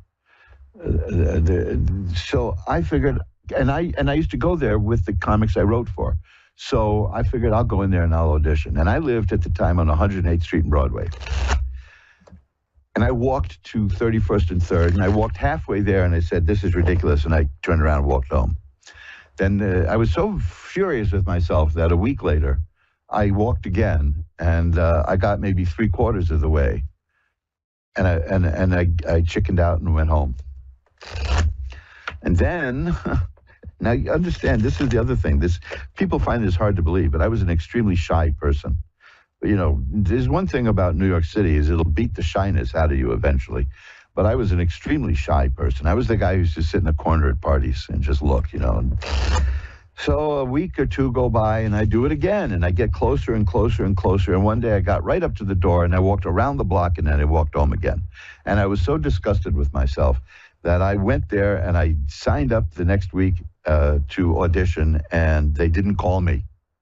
The guy forgot to call me. And then they said, don't worry, you come back next week, and we will definitely put you on. And, of course, now I had to do it because to chicken out there would be, you know, they would know. So, and that's how I began as a performer, which I did for a number of years. You know, this is a funny thing about the stand-up comic world is that you have to be really bad at it at the beginning, and you have to find out what works for you. There's nothing, don't even bother taking classes or anything. Just get up and do it, and the audience will tell you what is funny. And if you're lucky, older comics will give you advice too. I had a great bit of life advice from a wonderful comedian, a guy named Barry Berry, who was also a TV writer. And one day I did a joke, and somebody in the audience topped me and got a bigger laugh than I got. I was furious, you know. So I said to him, what do you do? What do you do when someone in the audience tops you? And he says, you know what you do? You laugh, because it's funny. That's all they want, is to see you laugh. And then, you laugh. And then, after the show, they're gone, and you're still there. And now you have that line, you can keep using it for yourself. But yeah, see, sometimes the simple things are the best things. And so if you're a little nervous about calling, that's okay. I understand. When the time comes, if you want to call, you will. But what I was leading into was you may not be able to get through, or you may think of something after you've called. Drop me a line. My email is always there for anybody to use. It's asktarot, ASKTAROT, @earthlink.net. And I will get right back to you. And no, there's no charge. I say over and over again, there's no money involved in what I do unless we agree upon it in advance. See, I don't surprise anybody with bills. You know, that's out of bounds. So if you want to continue, if you say, oh, geez, you know, I just finished with you and I forgot to ask you something, you know, you're not imposing. We'll just take a look at that when you send me an email. AskTarot@earthlink.net. You can also find me through AskOneRadio.com. And you can find me through magic-works.com. There is a page there for contacting me. So now we're all shuffled up, and, oh God, now, Jenny in Nebraska City, Nebraska. Hi, you're on with Reverend Elliott. Hiya. Happy anniversary. Thank you. And, you know, I was laughing when I looked and saw where you were, because I said there was another story I wanted to tell, but I'm going to save it for another time. There was a woman from Nebraska who became a movie star for a while, really chewed me out over being a comedy writer. That's back in like 79, 78 it was. It's one of my favorite stories, but it was a woman from Nebraska, and she just tore into me because I was making money writing comedy. What are you going to do, right? Really? Yeah. So, well, it's one of those wonderful stories because there's a twist in it there, and but I'll get to it some point. Well, now you have to tell it. I can't do that. I have to do that in a way that won't make it sound tremendously egotistical, for one thing. But on the other hand, well, I mean, The short version is simply she just said I wasn't a human being. And I didn't ask her what she meant by that, because when somebody tells you that, they're going to tell you what they mean. There's no point in asking them to tell you. And the point was because... Well, you know how they say, take it with a grain of salt. Yeah. I'm sorry, I'm not originally from here, so anything coming out of Nebraska, take with a grain of salt. Well, anyway, and the point was, you're just writing for money, and that's terrible. I'm an acting student, and I'm going to bring the world's great theater pieces to life. Her first movie was a slasher movie. It's great. And every time I'd see these things that she was in, I would think, and I'm not a human being. I mean, come on, let's face it. 1978, I should be over that by now, wouldn't you think? But when somebody in an intimate moment looks you right in the eyes and says, you're not a human being, you tend to remember that. So. Yeah. Anyway, that was... That's in your craw. Yeah, and of course, I achieved some modicum of success as a writer, and so did she. Oddly enough, that's the funny part. But as an actress too, she did better than I did in that regard. So hey, what can I tell you? More people know who she is than know me. That's for sure. Anyway, that's my Nebraska story about not being a human being. I miss the 70s. I sometimes miss the 70s, there's certain things I can't do anymore, like continuously drink gin and smoke filterless cigarettes. That would kill me. Yeah. When you're in your 20s, it doesn't kill you. I grew up in the 80s, and I missed the 80s. That was a great generation. Oh, I loved it too. The 70s and 80s were marvelous, especially here in New York, because New York still had a New York character to it, and a lot of people came to New York just to be like, in the arts. And I met many of them. And so many people I knew became really big. And the sad thing is, almost everyone I know who committed suicide was a successful performer. Now, that's just, that's something that I have to look at one day and work out. But there you go. At least we're still here, right? You and me, we're here. So, Jenny, what can I look at? Right. What can I look at for you? I know a lot of people that have passed that way too. It sticks with you. Sure does. Just, maybe ask the guides if this year is, the last couple have been Hill. I'm hoping. Okay, well, look. Better. Yeah, well, first of all, I got a lot of interesting positive cards here to share with you. I got 3 cards here.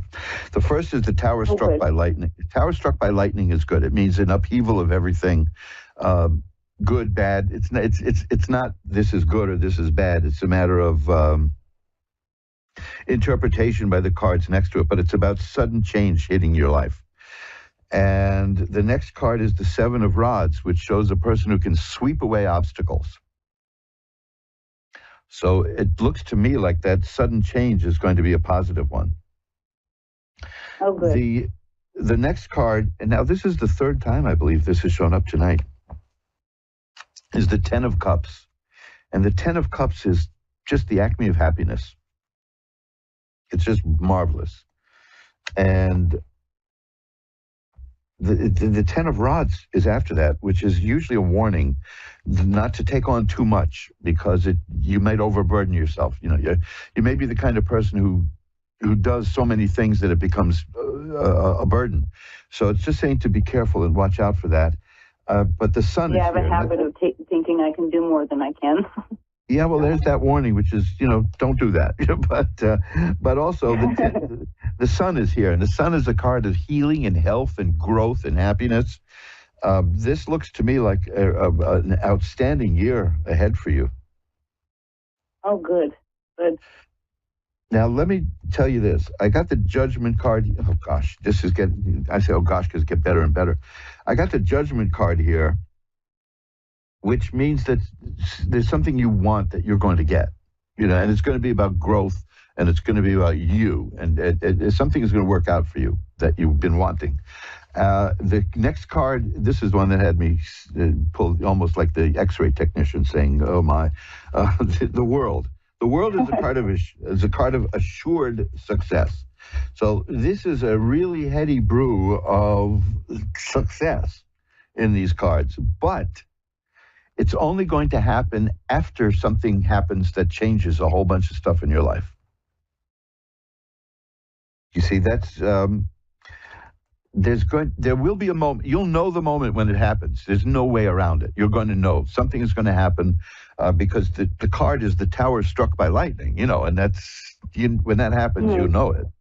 The light. Did you ever have a lightning bolt strike near you? Because that know that. Within a couple miles. Oh no, I mean like feet. I used to take pictures. I had we had an experience here one time where a lightning bolt in August one year, it hit a tree in the backyard of the apartment building we were in. And that was the loudest bang I'd ever heard. And I accidentally walked by a construction site once when they set off dynamite. And this was louder. The worst part of it was that the building had just gone to a computerized heating system, and that triggered the computer. So in August, we had heat coming up in New York. Now, in a New York apartment, even if you get heat in August, you don't complain, because you're never going to get heat. But yeah, so you're going to notice something dramatic and big is going to happen. It hit you, is going to come, and you're going to notice it. It may Last be summer, we had a lightning bolt hit a tree 2 houses from me. Yeah, that'll do it. Burnt wood is very good, by the way. If you can get wood from a lightning-struck tree, a hoodoo practitioner will buy that from you. Just keep that in mind. Oh yeah, there's look it up sometime to see, because I don't want to go into it now. We're almost rounding to the end of the night here, but that happens yearly here. Yeah, lightning-struck wood has powers, has esoteric occult powers. So see what you can do. Wow. So when this happens, your initial response is going to be probably one of surprise and shock. Whatever happens. Now, I can't say that it's going to be good or bad. That's a value judgment. That doesn't even matter at this point. But something big is going to happen suddenly that will change things in your life. And when that happens, just keep in mind that means that the big changes and the good stuff, that now is on the way. Because immediately after that, you get the 7 of Rods, which is about sweeping away all difficulties. Then the 10 of Cups, which is about perfected happiness and joy. And then you have the 10 of Rods, which is a warning not to take on too much. Then the Sun, which is health and healing and growth and happiness. And Judgment, which is a rebirth that gives you what you wanted. And then the World, which is assured success. So you see, it may look startling when whatever it is that happens, but it's going to be the harbinger of a whole new life for you, and one that you've been wanting. Okay, that's going to be the beginning of what's good to come.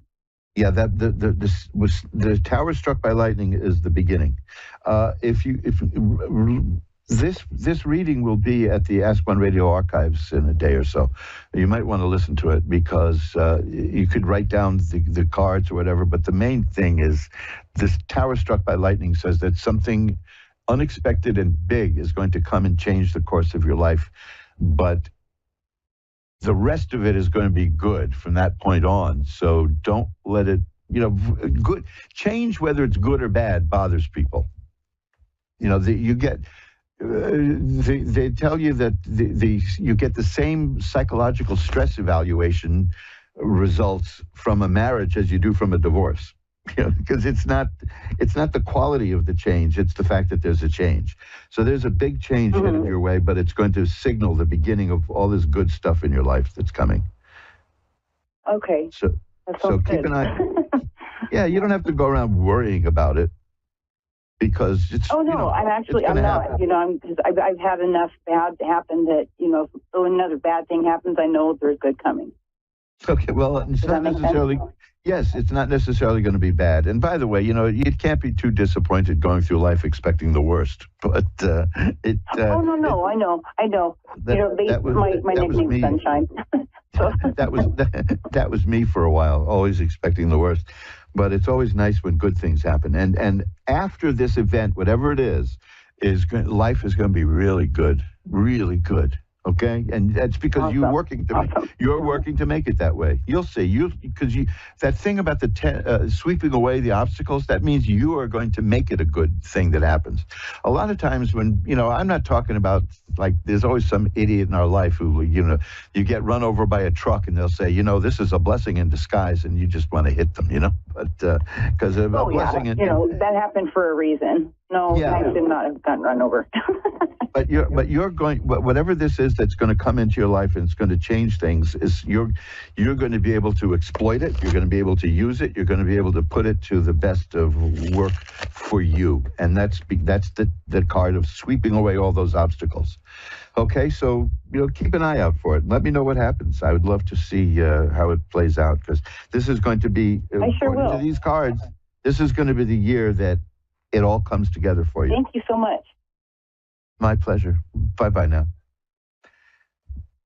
And let's get to, see if we can get one more in under the wire. Anna in New Britain, Connecticut. You're on with Reverend Elliott. Hi, Anna. Oh, was that Anna? Or Anna, you there? Oh, let's just shuffle up the cards then. And just a reminder that even though a lot of the times I've existed on reruns, you can catch me live Wednesdays at 11 Eastern, 10 Central, 9 Mountain, and 8 Pacific. There will now be 381 shows in the Ask One Radio archives under Reverend Elliott's magical window. So if you're a glutton for punishment, you can listen to them, all of those on demand, anytime you want to. And if you really are into it, you can just drop me a line. Again, remember my email is asktarot, ASKTAROT, asktarot at earthlink.net. So now let's try it again. Anna in New Britain, Connecticut. Hi, you're on with Reverend Elliott. Hi, how are you? I have a specific question. Sure. I would like to know if Chris will give me another chance. If Chris will give you another chance? Yes. We're separated right now. Oh, well, let's see what happens here.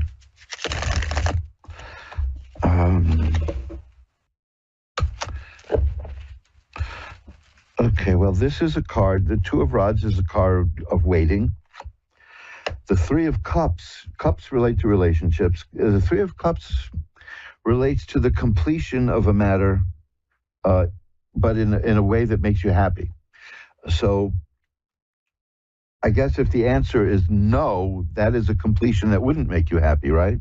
So this is fascinating because the other cards are also cups. So the cards resonate with you. You're asking about a romantic thing, and that's what you're getting. The Page of Cups is interesting. That is about the appearance of new relationship in terms of romance. Now, that doesn't mean a new person necessarily, because that can mean that this relationship will come back together and it'll be like a new level. But right now, the Seven of Cups frames this. On one end, I have the Two of Rods, which is about waiting, and the Seven of Cups is at the other end. And that is about an unfocused emotion. It could be that there's too many things going on. It's a confusing state. There's no particular answer now. The Knight of Cups is here also. You see how many, you're getting all these cup cards. So yeah, the cards are responding to you. But the Knights are very mercurial. It's yes, it's no, it's up, it's down. You just think of the knight on a chessboard moving this way and that way. So what I'm getting is that this is not yet near any kind of a resolution, but there will be a resolution, and it's vague. I mean, it depends on what you want. Like I said, the Three of Cups shows completion, but completion could mean back together or over and kissing goodbye. You know what I mean? But all the rest of it shows that it's just not settled enough yet, because the Two of Rods indicates waiting. The Seven of Cups indicates unfocused ideas and thoughts and feelings, and the Knight of Cups it suggests that this is very mercurial, in that it's good one day, it's bad another day, it's up, it's down. So I'm just not seeing that it's ready for a resolution yet. I just don't see it. Oh, okay. This isn't going to help. See, I hate when the readings are like this, because it's not going to help. It's the Lovers, the card of the Lovers. Now that's it's a nice thing to see at this point. But what it means is a time for a decision. You have to make a decision. Generally, it means a decision between the sacred and the profane. And like I said, that's not going to help you. That's philosophical, and you're talking about a real situation. But right. I can tell you this. While it's not showing me what the outcome is, it's showing me that the nature of the outcome is good. It's again, what is this, the fourth time tonight? It's the Ten of Cups, which is cups again are about romance and affairs of the heart. And it's happiness. It's great happiness in the realm of romance. So I'm seeing that is the outcome. So I think you're going to get what you want. Let's put it that way. But it's not going to happen for a while. Okay? I know you don't do time frames. Everybody's got their own free will. But do you have about how long? About? It's happening now. See, that's the whole point. The situation is fluid and it's moving and it's working now. That's what the Cups, the Knight of Cups is about. Is that the situation is occurring. I only have like a minute and a half to go. So if some other question about this arises, why don't you email me and I'll be happy to pull a few more cards for you on the house, okay? I don't have the email. Because I've got to get out of here in a few seconds. So I hate to do this at the last minute. But so, look, my email is asktarot, ASKTAROT, at earthlink.net. I can also be found through askoneradio.com. There's all kinds of ways to contact me. And I'll be happy to take a few more cards. But it looks to me like you are going to get what you want. But the question is when and how much waiting will there be? Because this is... This is a situation that's still evolving and changing. But I've got to run right now. I'm sorry to leave you hanging. Yeah, but please don't hesitate to email me, because I feel like I owe you a few more cards. How's that? Okay? How about because I don't have a pen and paper, can I message, through Messenger, like I did? They can get in touch with me. I've got to run. I've got 5 seconds to go. So we'll get together. Thanks. Bye-bye now. And folks, that's it. We got to run. See you next week.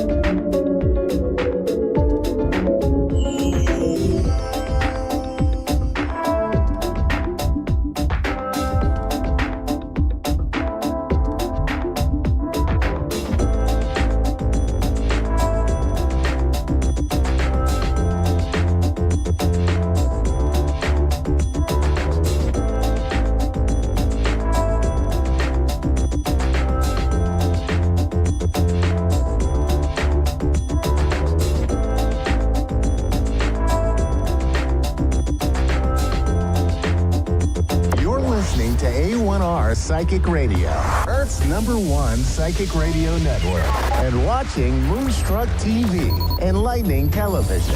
Welcome. Time for Understanding Spirit with Mary Shapano. Mary Shapano. Live from MaryVCircles.com. Connect direct. In North America, dial 888-454-2751. In London, 20-3519-2158. In Sydney, dial 02-8488-3147. Or online, contact us through our Facebook page, facebook.com/psychic radio. Or one of our websites, askoneradio.com or moonstruck.tv. This is Understanding Spirit on A1R, the Ask One Radio Network.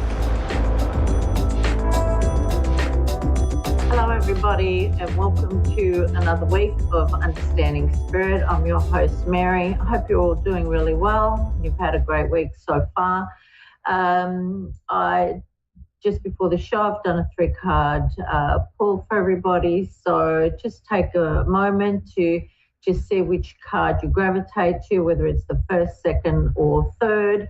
And I will just start reading them out. I do this for anyone that isn't able to get through, so that you do get a message for the day. So if you have tuned in to the first card, this is your first card. All right, it's the builder. This is for somebody who likes projects, likes doing new things, loves to create stuff, also create things for their future. So if you're looking at potentially starting a new business from scratch, if this is you and you're drawn to this card, now it's time to do that. So don't be sort of like sitting around waiting. I just feel like the universe is just opening up the energy for you to be able to do this at this moment. You know, you are somebody that does like to create things for their life, okay? So just manifest and movement will create your opportunities and what it is that you want out of life. So it's just about building your own life, okay? So if you're drawn to number 2, the card that I've pulled is music. So if it could mean that, it's time to potentially pick up, an instrument, start writing songs, maybe do some singing lessons. These are things that you've always gravitated to and just haven't done yet. That might be the time to now start doing that, okay? Music is also very healing, so we can lose ourselves, in the song. So, for example, if you're going through, if you've just had a breakup, maybe you need to hear songs that are breakup songs. Having a good cry is very healing. If you need motivation, to exercise or anything, something like that, potentially just, choose songs that will allow you to do that. As we're working through, people are not always able to listen to our problems. Everybody's going through their own stuff. So it's just a way of working on yourself as well. And music does allow you to sort of replay things over and over again in your head, which can be quite healing. And it helps you look at things every time, helps you look through things from a different perspective, all right? So I feel like, if you've drawn this card, you're probably nearly there working through everything. And the music is just something that's just going to help push you forward and just give you an energetic sort of release. So when you listen to music, see how your mind and your body and your energy levels feel after you've listened to something. And your taste in songs may change as you progress as well. Okay, so always keep that in mind. If you have drawn to the 3rd card, it's the Justice card, you would be most likely be somebody who doesn't like an injustice being occurred or done to anybody. If you're looking at some kind of career or path forward, the obvious ones would be law, politics, security, anything like that, that can help you assist others if there is an injustice sort of being done. I also feel you've got great leadership qualities. So, choosing any of these kind of careers would assist you moving forward, and also helping others move forward. Because if you've drawn this card, I feel like Spirit will place people in front of you where you can assist them, and it will just happen organically and naturally for you. Okay, now I do have a caller. Pamela, are you there? Yes. How are you, Pamela? Okay. That's good. How can I help you today? The questions was kind of what you were just talking about. Okay, which one? The justice part. Okay. Career choice. Justice and career choice. And, leadership, the path I'm on. Yeah, okay. All right, well, let me see what I've got. One. Yeah, did you choose card 3 out of curiosity? What's that?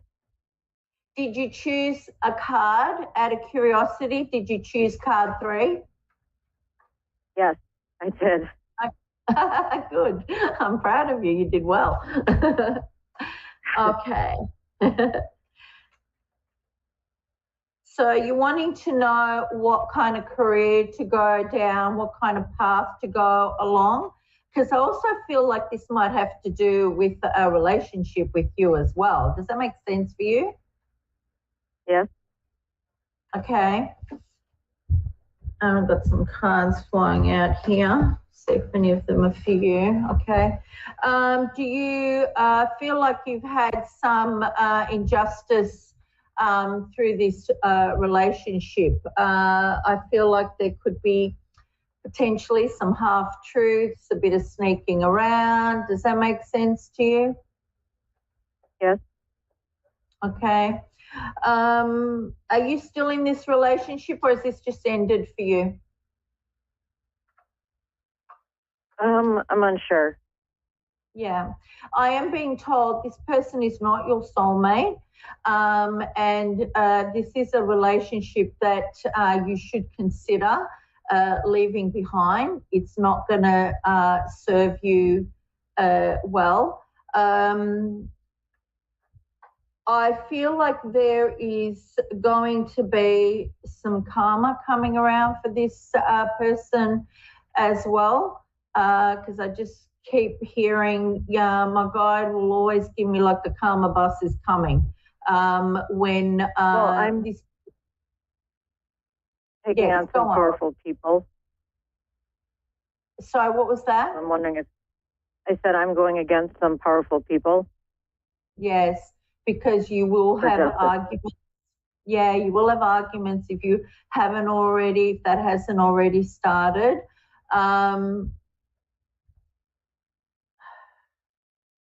Yeah, because I do see that there's conflict and there's uncertainty. I feel like you want to move forward, but you're a little bit stuck at the moment as well. There's a lot of deception around you, Pamela. A lot. Are you aware of that? Yes. Yeah, because all I keep getting is at the moment is that you're a lot stronger than you realize. All right. So you have to just create the energy around yourself that you need to move forward. I also feel like with my throat chakra, I feel like it's quite blocked at the moment. So I feel like maybe you're not always finding your voice to speak up for yourself. Does that make sense for you? Yes. I feel the presence of a tall man around me. Does that make sense? Let me just have a look who.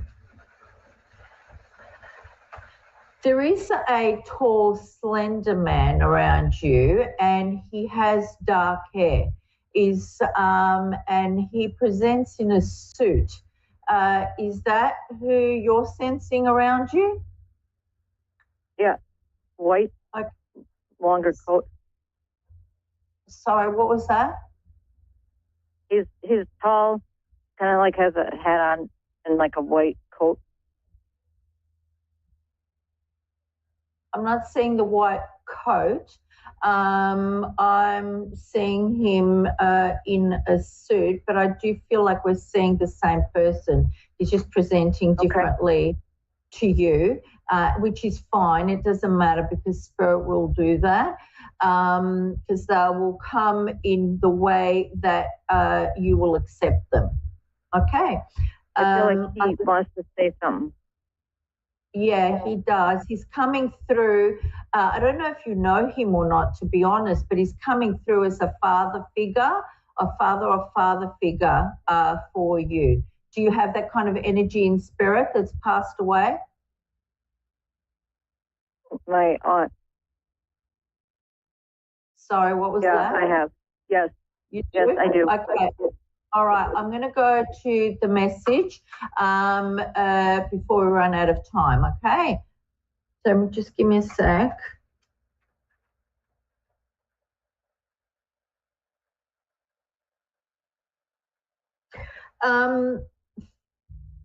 Have you been, he's showing me that you need to look around for stuff, like evidence for stuff. Have you got a partner that's cheating or something? Does that make sense to you? Yes. Yeah, because he's telling me to look around for the evidence. All right? And he's like, it's almost like pulling the place apart kind of thing. And there is evidence around to prove what he's been doing. Let me see what else he has to say to you. He's saying he wants you to, when you're feeling really stressed about this and like it's a bit of a runaway train kind of thing, he wants you to just sit still and just go within your heart center and just breathe and just to calm down. And he's like saying answers will come to you when you get still on what to do and how to direct you. He is pushing you along. He's pushing you along, and I feel like he's pushing you out of the house, out of this relationship, out of everything. I feel like he's standing behind me, hit me on the back of the head. Sorry, what was that? I feel like he's standing behind me, hitting me on the back of the head, like, wake up. Yes, he is. He's pushing you from behind. I don't know about the back of the head, but he's, if you're feeling this gentle nudge, it's internal or external at your back, that's when Spirit, our loved ones, are pushing us in the direction that they want, okay? So please just go with that. Go with your intuition, all right? What you're feeling, is validated by Spirit and by the cards. So just move forward, get yourself out of this. You're stronger than you realize, okay? So just set your sight on the direction that you want to go and just move forward, all right, in a healthy place for yourself, Pamela, all right? All right, thank you. All right, take care. Bye-bye.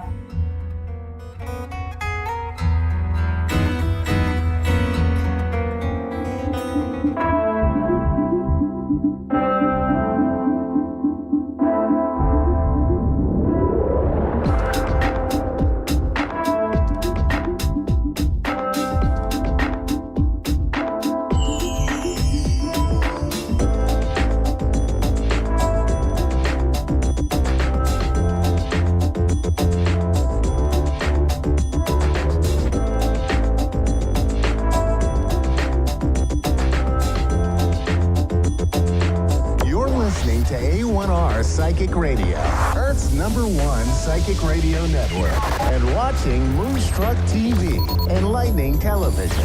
Welcome. Time for Psychic Paths with Suzanne Marie. Live from PsychicPaths.com. Connect direct. In North America, dial 888-454-2751.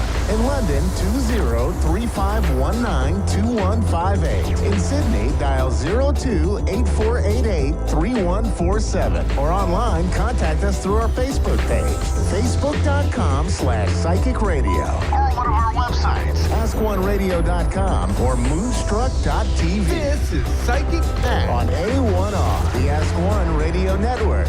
Hello, everyone. I'm Suzanne.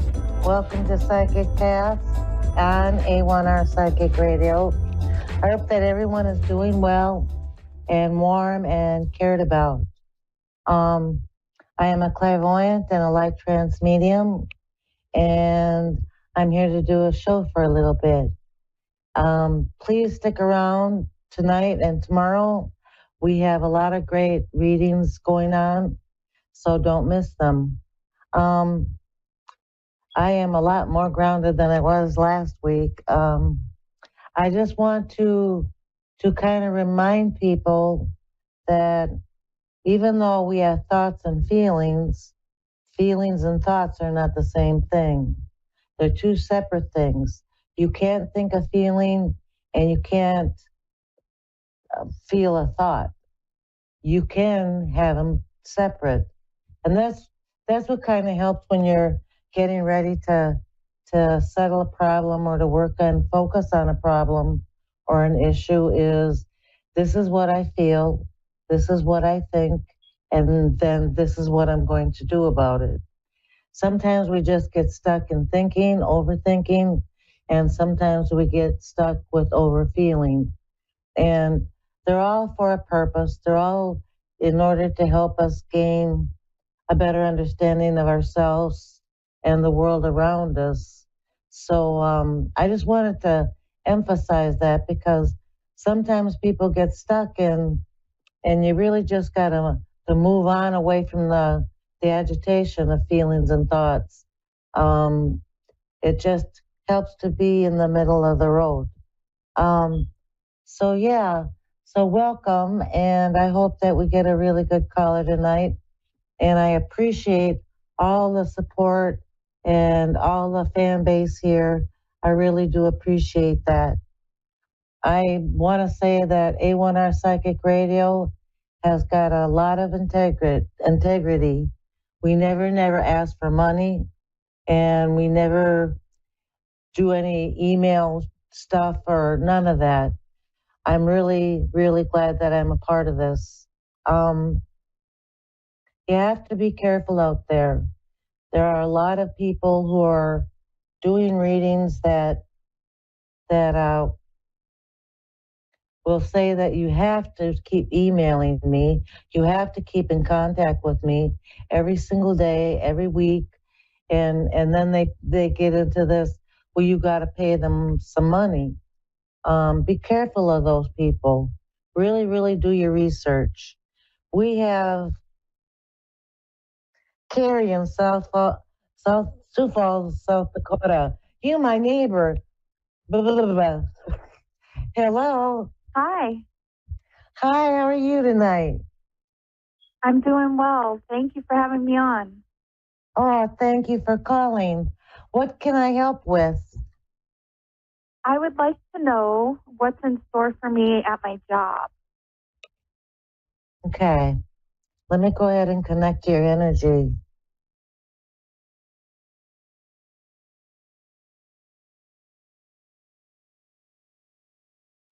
Are you dealing with people? Yes. I see I'm in human resources. Okay. Yeah.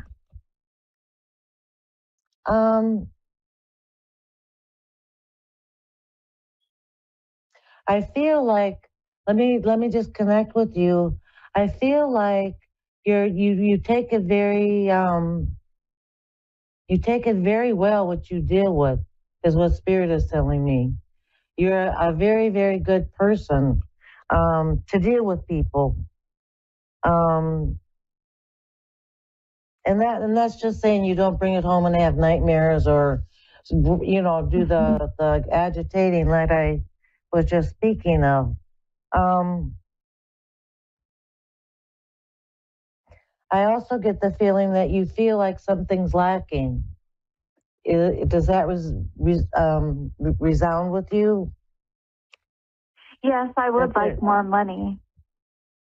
There's lack there, and I feel like there's going to be more of that to come if you stay where you are now. That it's just going to continue to feel like there's a lack. And okay. I feel also that it kind of makes you feel like your hands are tied, like it's not enough to do the things that you are wanting to do or needing to do. I deal with some difficult personalities. I feel like that's in the office or wherever you work too. Like there's a lot of crabby people. I was about to say that. Like there's negative thinking and negative attitudes. And you do so well with not really putting that personally, but I feel like it does take a toll on you to be around that. Let me see what Spirit says for the future.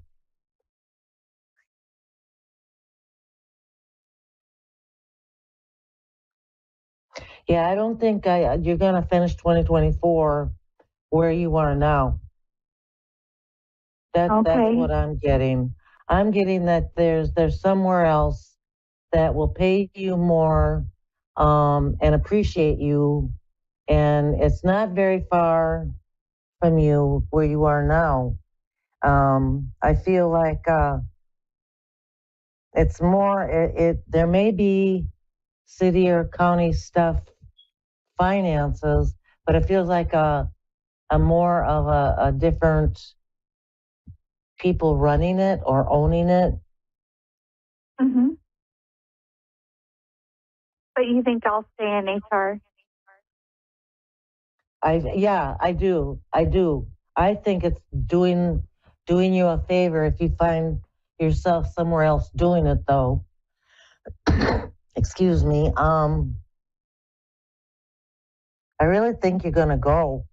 I would almost bet the farm that it would be probably June or July that you really just go. You go. There's a private, I guess what you call it is a private company that does the same thing. Okay. That's what I see. I work for a private company now, yes. Okay. So I feel like there's another one that will appreciate you. I don't feel like where you're working now, you're appreciated. And I feel like that, and I feel like you need to be appreciated. And I feel like you feel that way. So I think by June and July, there will be another place that will accept you and you will do better. Will I be without work? Like, will I lose my job? No, I feel like you're going to take off. Okay. Do you feel like you're being sabotaged? I am working with a difficult person, yes. I feel like some of what you're going through is sabotage. And I feel like you would be healthier and happier and wealthier to just let go of that where you are now. Because there's no way to go forward. And you're doing so, maybe that's why Spirit said you're doing so well with your emotions. Because you really do know how to handle some difficult emotions. But I feel like that's not healthy in the long run if you have to keep on dealing with that. So I know you haven't made a decision, but I do see in June and July you will make a decision to move on, that there will be another place that will appreciate you and pay you more. I don't know. I that's just feel like you're not doing your full potential there. And then they don't even appreciate you is what I get. So I hope I that's feel pretty reserved. You need an award on how to deal with difficult people, is what Spirit said. Because it's really day in and day out. It just feels like you have to hold on to common sense. Because it feels like it's crazy. So I hope there's a lot of... You're really good at what you do. You're really good at what you do, and you need to be appreciated, and you need to be held, as someone that's doing really good things. That's what I think, and that's what I get. And I do believe that that's right around the corner. When you get that instinct, appreciate it. Yes, absolutely. Just keep on being as good as you are with your feelings, because you are very balanced with your emotions, and even though they're doing this personally, you don't seem to take it personally on the way home, which is really, really says a lot about you. Is there and one more quick question? I've got a little time. Yeah. Go ahead. What? Just, I don't have any other quick questions really. Okay. My ex has popped up into the picture, and I'm wondering if that will continue. Yeah, he does feel repentant. There's a repentance. Yeah, that will continue as long as you let it continue. I feel like if you continue with a friendship, I think he's going in the right direction, and things inside him have changed. I think it seems like he took a fall, and I mean emotionally. And he needed to pick himself up and figure himself out. But I do believe that he's a benefit in your life. I don't know right now where it's going, but I feel like he benefits you. And he seems to be a good listener. Okay. So there's potential there. Yes. Awesome. Yes. Please take care. And thank you so much for calling. I really appreciate it. Thank you so much. You were right on with so much stuff. Thank you. Thank you. Bye-bye. Bye. Okay, everyone. Have a wonderful week. I'll be here next week. Bye-bye.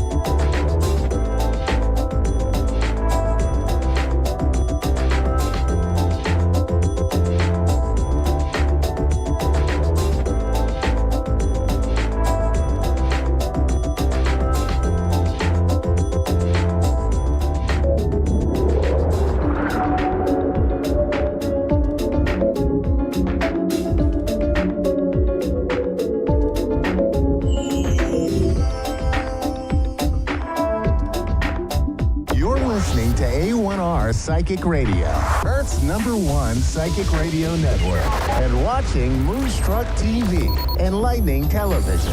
Welcome. Time for Your Time to Shine with Julie Yeager-Walker. Julie Yeager-Walker. Live from Wings of Souls with Julie.com. Connect direct. In North America, dial 888-454-2751. In London, 20-3519-2158. In Sydney, dial 02-8488-3147. Or online, contact us through our Facebook page, facebook.com/psychic radio. Or one of our websites, askoneradio.com or moonstruck.tv. This is Your Time to Shine on A1R, the Ask One Radio Network. Good evening, everyone, and welcome to Your Time to Shine, a radio show designed to help you explore your own divine gifts. Good evening, and thank you so much for being with us here tonight on A1R Psychic Radio. Hope you are having a fantastic week.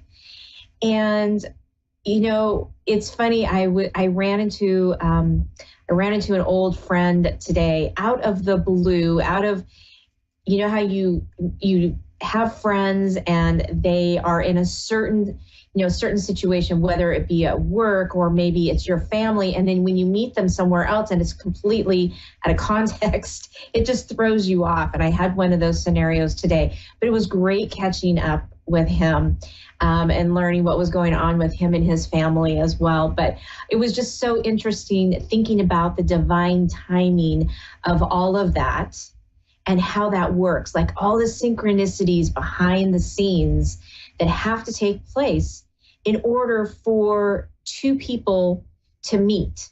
And had I been 15 minutes later along my journey, along my day, it never would have happened. We never would have crossed paths because we wouldn't have been in the same spot at the same time. So I love the synchronicity of things and the divine timing of things. And I don't know if you've ever stopped to think about when you meet somebody, out of context and you pass them along the street, or maybe you don't see each other a lot in the office and you happen to pass by each other in the office. Or in my case, you haven't seen this person for quite a few years and you run across them in a place that you never would have expected to see them. And thinking about all the dynamics and all of the things that have to be put together in the universe that Spirit puts together in order for this encounter to happen. I was also talking to another friend of mine who has actually been house hunting. Her and her significant other have been looking for a house for quite some time. And she sent me a house the other day and said, hey, we put an offer on this house. What do you think? And I'm thinking, yeah, I don't think this house is for you. And of course, it fell through. And she was like, well, okay. She wasn't too upset about it. But it felt like it was a struggle. Like there was a counter offer and then they countered and back and forth. And it just felt really hard. So then she contacted me today and said, oh, we found another house. We're going to look at it at 11 o'clock today. And I said, I think this is the one. And she texted me at 12:30 and said, we agreed on an offer. We're buying a house. So there again, it's like the synchronicity of everything that happens in order for those things to take place. And if you think about it, the things that are easy, the things that just flow, those are the things that are really meant to be. Those are the real things that are meant to be in your path and in your direct contact. So just like the house, it flowed within, a couple of hours. They were making a deal on a house and it was coming through. The day before, they'd given, an offer, and it was 3 or 4 days before there was any kind of a response. And then there was a counter and another counter, and it just felt very hard and very tough to get through that whole process. So if you look at it from that perspective, it's the universe's way of saying, yeah, this really isn't the thing for you. This really isn't the timing for you, right? It's all about the divine timing. It's all about what is meant to be put in your path and what you're supposed to be doing at that time. And so if you can look at that from a real constructive point of view, and you kind of step back from the situation and you say, okay, is this really easy for me? Is this really happening very easily? If the answer is yes, it's probably meant for you. But if it's really just a struggle to get every step of the way, and it's taking longer and the process is really tough, that may be a sign from the universe that maybe this isn't quite the right path for you, quite the right thing to do. And if you can let it go, if you can say, okay, this is not meant for me, and not get entangled in the emotional piece of it, which is really hard, because if it's something very personal, like a new job, a new house, a new place to live, it's so hard to not get entangled into the emotional piece of it. Say, oh, this is for me. This is the job. I just know it is. This is the house for me. I just know it is. And then having the disappointment when it doesn't really happen. If you can just take a step back and kind of say, well, I'm just going to see how this plays out, because if it's meant for me, it's going to happen. And if it's not meant for me, it's not meant to happen. It's not for me, right? So looking at things objectively like that, when you're making some really big decisions, and that really helps in the process, because believe me, the universe, spirit, and your loved ones, your guides, they're all working behind the scenes to make things work, to make things possible. Something similar happened to us with buying a house. We put in a couple of different offers and they fell through, and it was just very hard. And then the house that we ended up getting was very easy. It was like, okay, well, we didn't really think they were going to accept our offer. Boom, they accepted the offer. And then the next step and the next step. And before we knew it, we were like, wow, we're signing papers. How did this even happen? So it's about, the right time and the right scenario that the universe is producing for us. And that comes with your thought of the manifestation of what is it that you are actually needing and asking for. And then don't worry about how it plays out, because the universe is going to get you there, right? So you have to be able to have this trust and knowing that it's really going to get there for you, and that they are going to show you how to get there. And it's just really placing a lot of trust in that piece. So all in all, all of the back workings that it takes to get us from point A to point B, to get us from what we're asking for it to be manifested, all the processes in between, let the universe guide you and take you on that journey, and trust and know that it's happening for your highest and best. All right. With that, we are going to jump to the phone lines. We have Paula in Geneva, New York. Good evening, Paula, and welcome to Your Time to Shine. Hi, thank you for having me. Hi, how are you this evening? I'm working.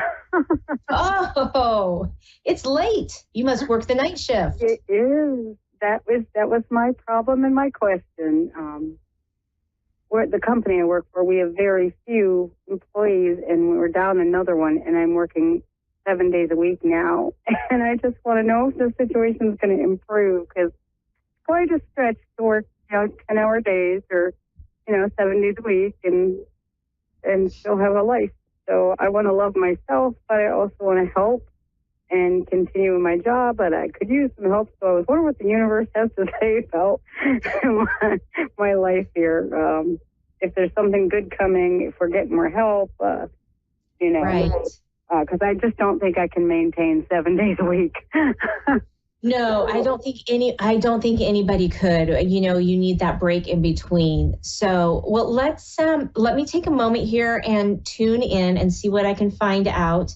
There's just going to be a moment of silence as I do this, and then I will be right back with you, okay? Yes, thank you. Okay.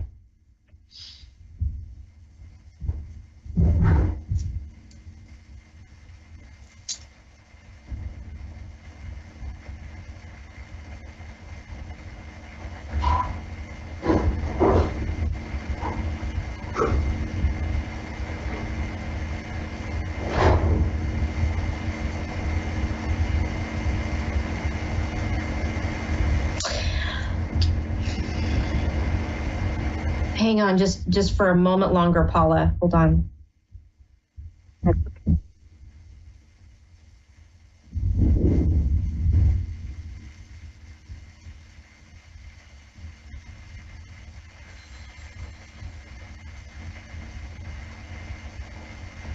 Okay, Paula. Wow. Okay. So I was just kind of confirming some of the information that was coming through. It's like, I can see like people running around, and it seems to be like there's a lot of chaos, a lot of unknowns, and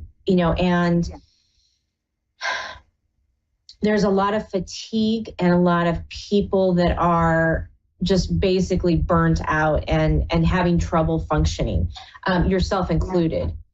Yeah, definitely. That's where I'm feeling it. Yeah. And what they're showing me is that this might be this time for you to say, okay, I need a change of pace. I need something different. They're showing me that this particular scenario, this particular instance, is going to take a little time for it to sort itself out. It will, over time, sort itself out as far as like you and the job. Like if you were to stay in this job, eventually down the road, it will sort itself out. But it's like, how much can you take, right, to get to that piece?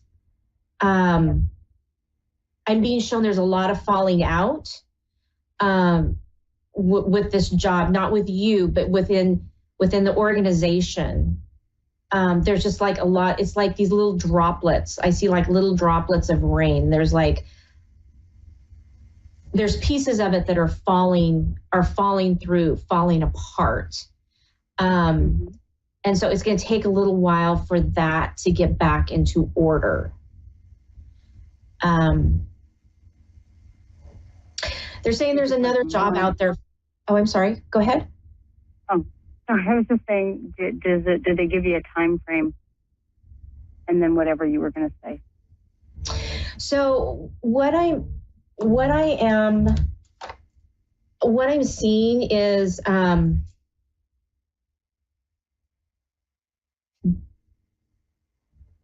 so what I'm being told is they're calling out to you. Your team and your guys are calling out to you. There's another job out there for you that's going to be just as prosperous, that's going to be a little less stressful, that's going to give you that space to be able to breathe and go, okay, now I can fall into things. Now I can fall into, taking care of me, taking care of my family. Because right now, I mean, I'm even feeling it like right now. I'm like, I feel so distracted. I feel like there's just too much around me going on, right? I'm all and it's over like, the place. Yeah, and it's like, I feel like I've got the phone ringing over here and somebody's talking to me over here, and it's just all very jumbled and very confusing. And so it's about being able to get you centered again and get you in a place that you want to be, right? Mentally, emotionally, physically. Yeah. So let me see. You were asking about a time frame. Let me see. Yeah. Did they give you anything on that? Long?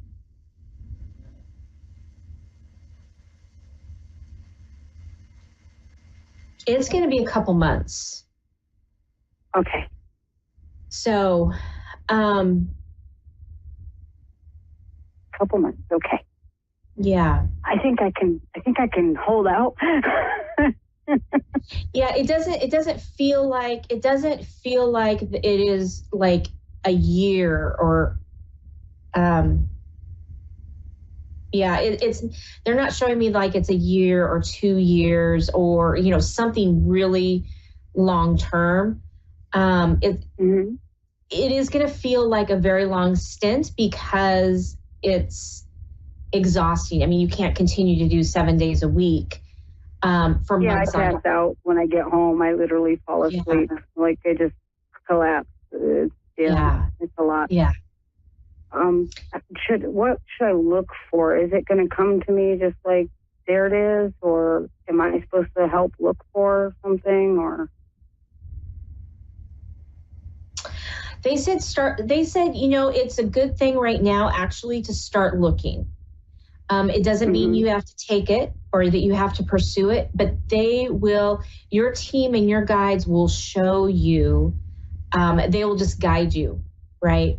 But start the active process of looking and seeing what's out there, because you haven't actually looked for, you've been at this job for quite a while. And yes, like 3 years. And so, how many? Like around 3 years. Okay. So you don't really know what's out there, like what the availability is, what other things kind of look like. And I think they're showing me that like once you start looking, it's actually going to make you stop and think, maybe there is something. Maybe I really don't want to hold out. Okay. Yeah, because I haven't been sure of where or what. Like I don't have an idea right now of what I want to do or where I want to go or anything like that.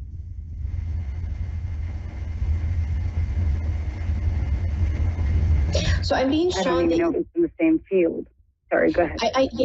I'm being shown that you can stay in the same field that you're at. Same field. Yeah, because you like what you do.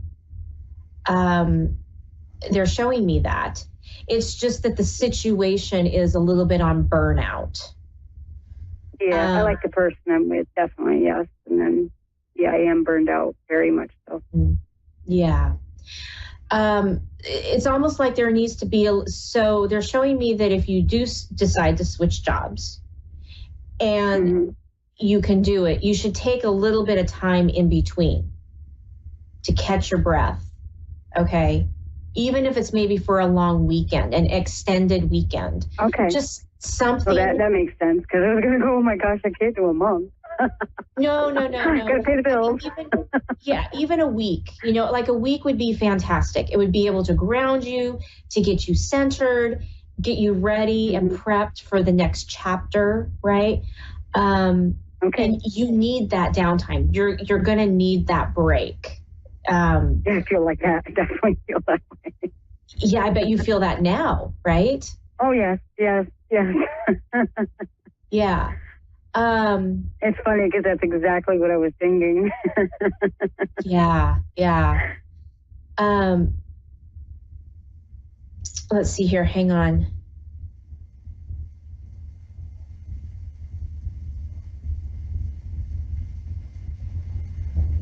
Do you work in the medical field? I'm a carer. Okay. Yes, I guess that would be yes. I take care of a single person. Okay. It's very personalized. It's in the home. It is very personal. Yeah. And you are very good at what you do. And the care that you give is very, very good. And the person that's getting the care is so appreciative of what's being done, right? So this really is kind of your little niche, and it's good for you. And you're a giver, no doubt about it. And so too much sometimes. Yeah, and it's a lot harder for you to receive. And so, you need to remember to take time for yourself as much as you can. I know it's really hard right now because you're working 7 days a week and you come home, you eat a little something and you just fall into bed, right? Yep. But when you get through this point, when you get through this process, right, you have to remember to care for yourself, because you can't care for somebody else if your tank is completely empty. Okay. And so much of the time, caregivers, they just give and give and give. That's what you do, right? So you have the funny thing is I never wanted to be that. I always had, my dreams were totally different. And it's like, this is just the field I ended up with, taking care of my son. Yeah. Well, it was by design. It was by design. that you became, to this. Let me back up. It was your path to go this route and to be that person, to be that caregiver, because you brighten the world with your light. And this is what you're Are meant they to saying that's where I'm going to stay then? Or it's just passing through? You're not passing through. No. You're not passing through. Now, there are other positions that you can do, right? If you feel like you need to go if you need to go into a different realm of caregiving, there's other things that, you can do. But this they're showing me that this one-on-one care is maybe exhausting, yes. However, it really is what fuels you. It wouldn't feel as, what's the word? Pleasing. That's not the right word, but it wouldn't feel as pleasing to you if you were working with multiple people, right? It's like you share a connection with the person that you're giving the care to. And for you, that's important, right? You're changing a life. And for you, it is easier to do that than try to change 5 people's lives or 10 people's lives, right? Because that seems very daunting to you. So people are daunting to me in general. I was thinking I'd move to animals eventually. Yes. Yeah. Absolutely. Because there's still that commitment of care, right? That level of care and connecting, right? And yes, and I have affinity for certain animals. Particularly. Yes, and I can see you doing that. I can see you really connecting. That's positive. Yeah, no, I can see you completely. If you wanted to go in a little bit different direction, that would be a really good way to go, right? Yeah. Is getting involved with the animals and getting an understanding of, because you will have an understanding. You will just know what they need. Okay. You're not going to know. I already have that. I already have that to an extent. Okay. I really love horses, and I've been actually thinking about this rescue. Whether I work for them eventually or get my own is up in the air, for a future idea. Mm-hmm. But it's not like now. It's not like recent. I still have a ways to go before I go in that direction. I definitely can see you going in that direction. That would definitely make me happier. Follow your heart, follow your gut. Okay? The rest will just happen. Trust in your guidance, trust in your gut. Wonderful. And follow it. Okay? Thank you so much. That makes me feel so much better. Good. You have a very strong gut instinct, okay? You're very intuitive. And so it's not going to let you down, okay? Just remember to try to stay out of your head, which is also that's such a challenge. Being a Gemini, I think too much. You do. Try to stay in your heart, and it's all going to work out perfectly. Okay? That's good news. Good. Well, Paula, we're coming down to the last few seconds of our show, so I want to say thank you so much for calling in. And I thank you too. I hope that you have a wonderful rest of your week, and I hope you get a little bit of relief. Yes, I'm going to work on that. Good. All right, you take care. Thank you so much. Thank you. Bye. All right, that does it for me, everyone. Thank you so much for sitting in with me this evening. You can reach me on my website. I'm doing personal one-on-one readings.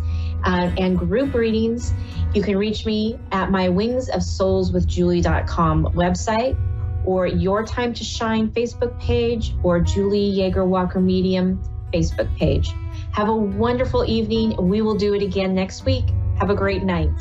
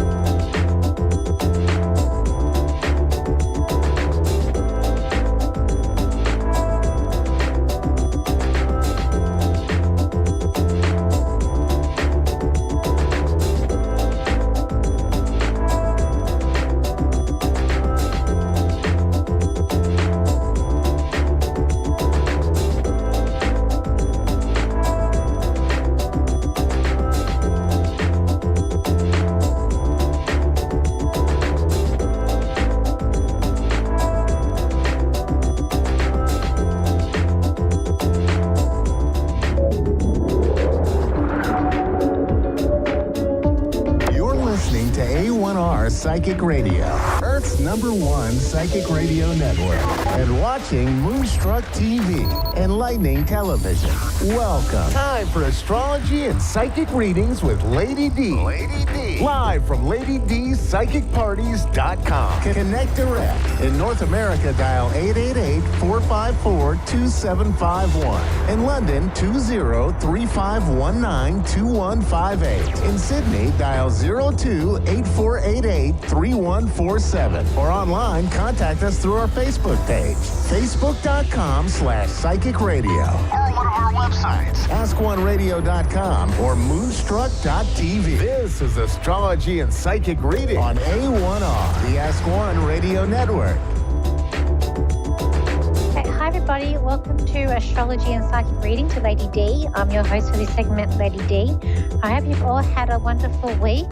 So this is an important week in astrology for one of the most important weeks for this year, I feel. So we do have a big conjunction that's happening on the, for me it's the 20th, but the other side of the world it's more the 19th, where the Sun will conjunct Pluto. And then on the 21st for me, so 20th for other people on the other side of the world, we'll be moving together into Aquarius. So, and it will be there for most of the year. Pluto does go into retrograde again this year, which is not until retrograde in May. And during that time, it will go back into Capricorn, but from November, it will be back into Aquarius for about 20 years. This is a big cycle. So it's about an ending of one cycle and beginning of another cycle that's coming up here. But it's all about our world changing too. So we're coming into a different world. It could even be a different reality than as we know. We've got the Sun. He's going to bring a spotlight here with Pluto.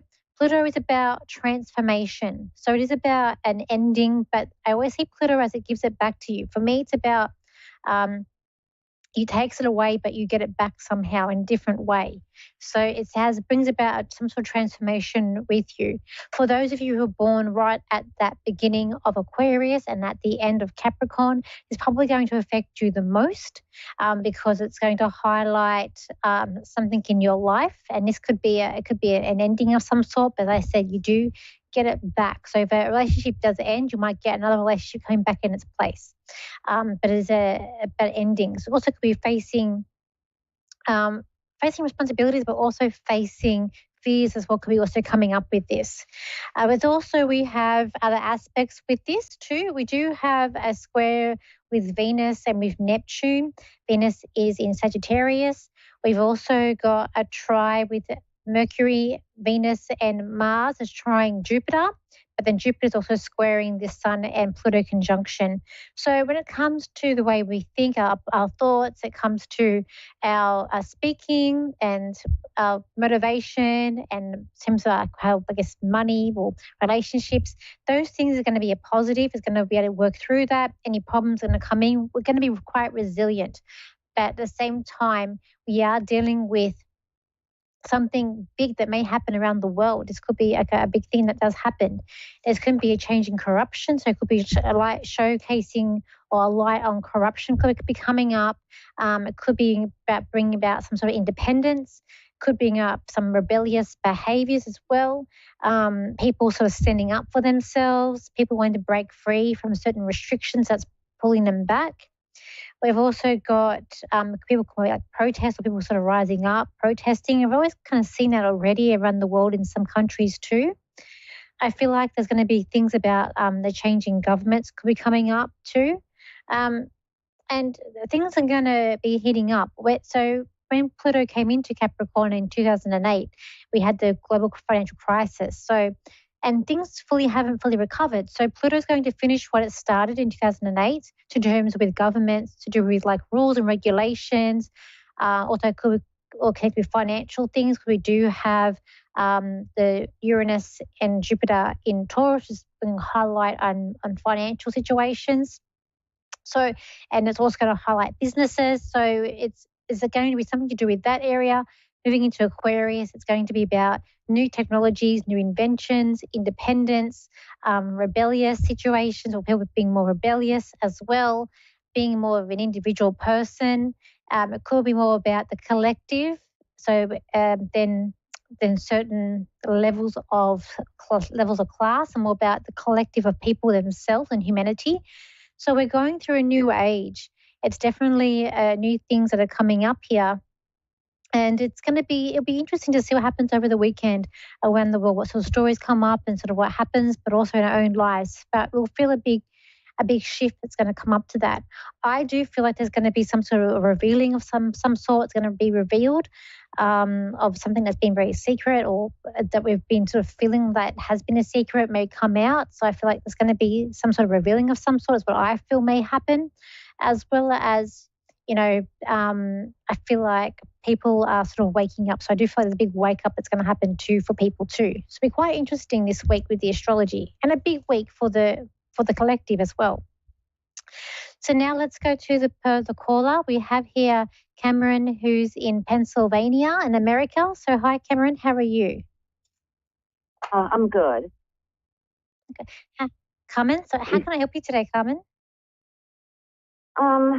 Well, I wanted to see if maybe I lost my son, and I wanted to see if maybe you could connect with him.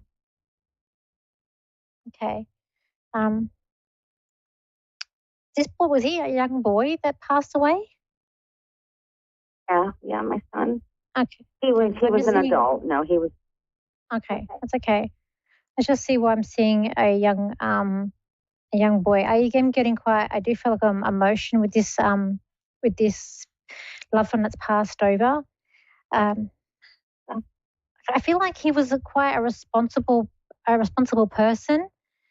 It's like I'm seeing Christopher Robin, like Winnie the Pooh. So Christopher Robin is what I'm saying. So he was a young That's adult. what I did his room in when he was a baby. Oh, okay, because that's why I was like, so I thought just go with the young boy, what I'm seeing, and see how it goes revealed. So, okay, that makes sense. And I just feel like this boy has a lot of love because I feel like he gets very excited when he sees you, and he's like, "Hi, Mum," and he's just very, very excited to be able to see you and be able to talk to you. Like he's like number one. I feel like you're his number one. He's always number one. So I don't know if you're number one person or his favorite person or your number one mum, but he's referring to you as being his number one. Okay, so I feel like this boy was active, was quite like I see him with a dog too, and like running around but play like basketball. He's been quite active. So that's how I'm seeing him. And that's how but did he come out of breath? Then he's going out of breath. So I feel like maybe he was meant to be more active or wanted to be, but he didn't. He couldn't be because he tries to shoot hoops, then he gets out of breath. I am thinking maybe what you are getting is I lost my stepson also, and he was very small when it happened. He was 3 years old, and he drowned. Oh, okay. And I feel like maybe that's what you're picking up on. That's okay. Sometimes the two of them can come in together. Okay. But your son, he'd be very protective, so he would look after this little boy as well. If he was over there, he would look after him. Because I see like the two, and I can see the taller one, your son, is like holding the other boy's hand, and I just feel like he's got it very tight, like he wants to protect him. Okay. And it's like I feel like your son would stand up for people as well. He didn't like to be always. I just feel like he didn't like to be like he didn't like bullying or don't tolerate bullying. And it's like he's like Superman, Man of Steel, too with him. The other little boy, he's saying like the other little boy, he tried, like he's saying he tried. So I feel like with the way that he passed, he did try to I'm not sure exactly how the drowning happened, but I just feel like he tried to hold on, or he did try to get out of the water or stay alive. Like he tried with him. Yeah. They honestly don't know how long he was in the water. They said anywhere from 5 minutes to an hour. Oh, so it was. So I see him trying to move his arms and legs, and it's just but he kept saying I tried, and he tried to hang on. He tried, but he's saying thank you. He does want to thank you to you because you're very supportive. Even to that little boy, you're very supportive, and like he doesn't forget you. Like even though he knows his birth mum is there, and I like she's also upset, but he also wants to reach out to you because you are also like he's got two mums. You're like his mum as well, and he does want to also thank you. These boys are playing together. These boys, they play video games. Would they both be gamers because they're playing video games together as well? Well, he was only 3 when he passed, and he would have actually been my son's older brother. My son was 24 when he passed. Would your son play video games? Because they're playing together. They're playing together. Maybe, yeah. Okay. Just something to do. They're saying just something to do. Right. I'm sure he would have loved that, you know, if also, you're a good cook. Like, you cook well. Like, they're just talking about your cooking. They like your cooking. One of the boys like your cooking, and I feel like, like you're making the best cake, or you make good cake, or you give him a good birthday cake or something. About the cake, I feel like we're looking at baking. With the cake, oh gosh, my son loved my cooking. I mean, he always was so grateful for anything I would cook. He just was, thank you, Mom. It was so good. Always loved my cooking. Oh, because he's saying that he liked about the cakes as well. He's saying it's top notch. This boy's very I just feel like very adventurous. These boys are very adventurous. Like, their eyes are like, they're just very excited boys. Loyal as well, but they do have a dog over there with them. Like, also playing with a dog. So they're quite active with a dog. So I don't know if they've lost a dog or that you have a dog, but there's a dog with them too. And they love this. They love this dog as well, because they're all over there. They're all together, and you made everything so special.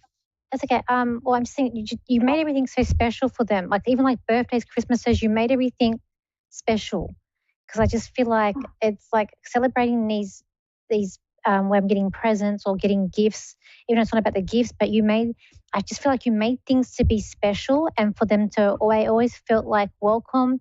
They always felt like you made them feel so special, so happy inside, and they want to thank you for that.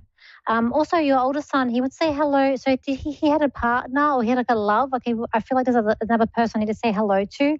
That's like a partner or a love, or as well with him, because he wants to say hello to them as well. They've also been dealing with a lot, and it's just like they feel like life is I feel like they're struggling a little bit, or it's been a bit hard for them, and they also want to just say like hi to them, and they need a bit of a push. It's like they need a bit of a push to be able to keep moving. It's important that this person keeps moving, because they're putting the brakes on a little bit. He wants to say keep going.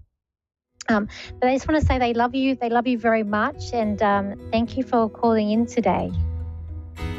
Oh, thank you. That's okay. That's all right. You have a good day. You too. Thank you so much. I'm so glad that you called. It's okay. Thank you. Okay, bye. Okay, everybody, thank you so much for your time today. If you want to contact me, you can. My website is Lady D Psychic Parties, as well as my Facebook page. My Instagram and TikTok is Lady D as Psychic, and my website is my YouTube is Lady D or Danielle Psychic. I hope you all have a wonderful week ahead, and I'll see you same time, same place next week. So bye for now.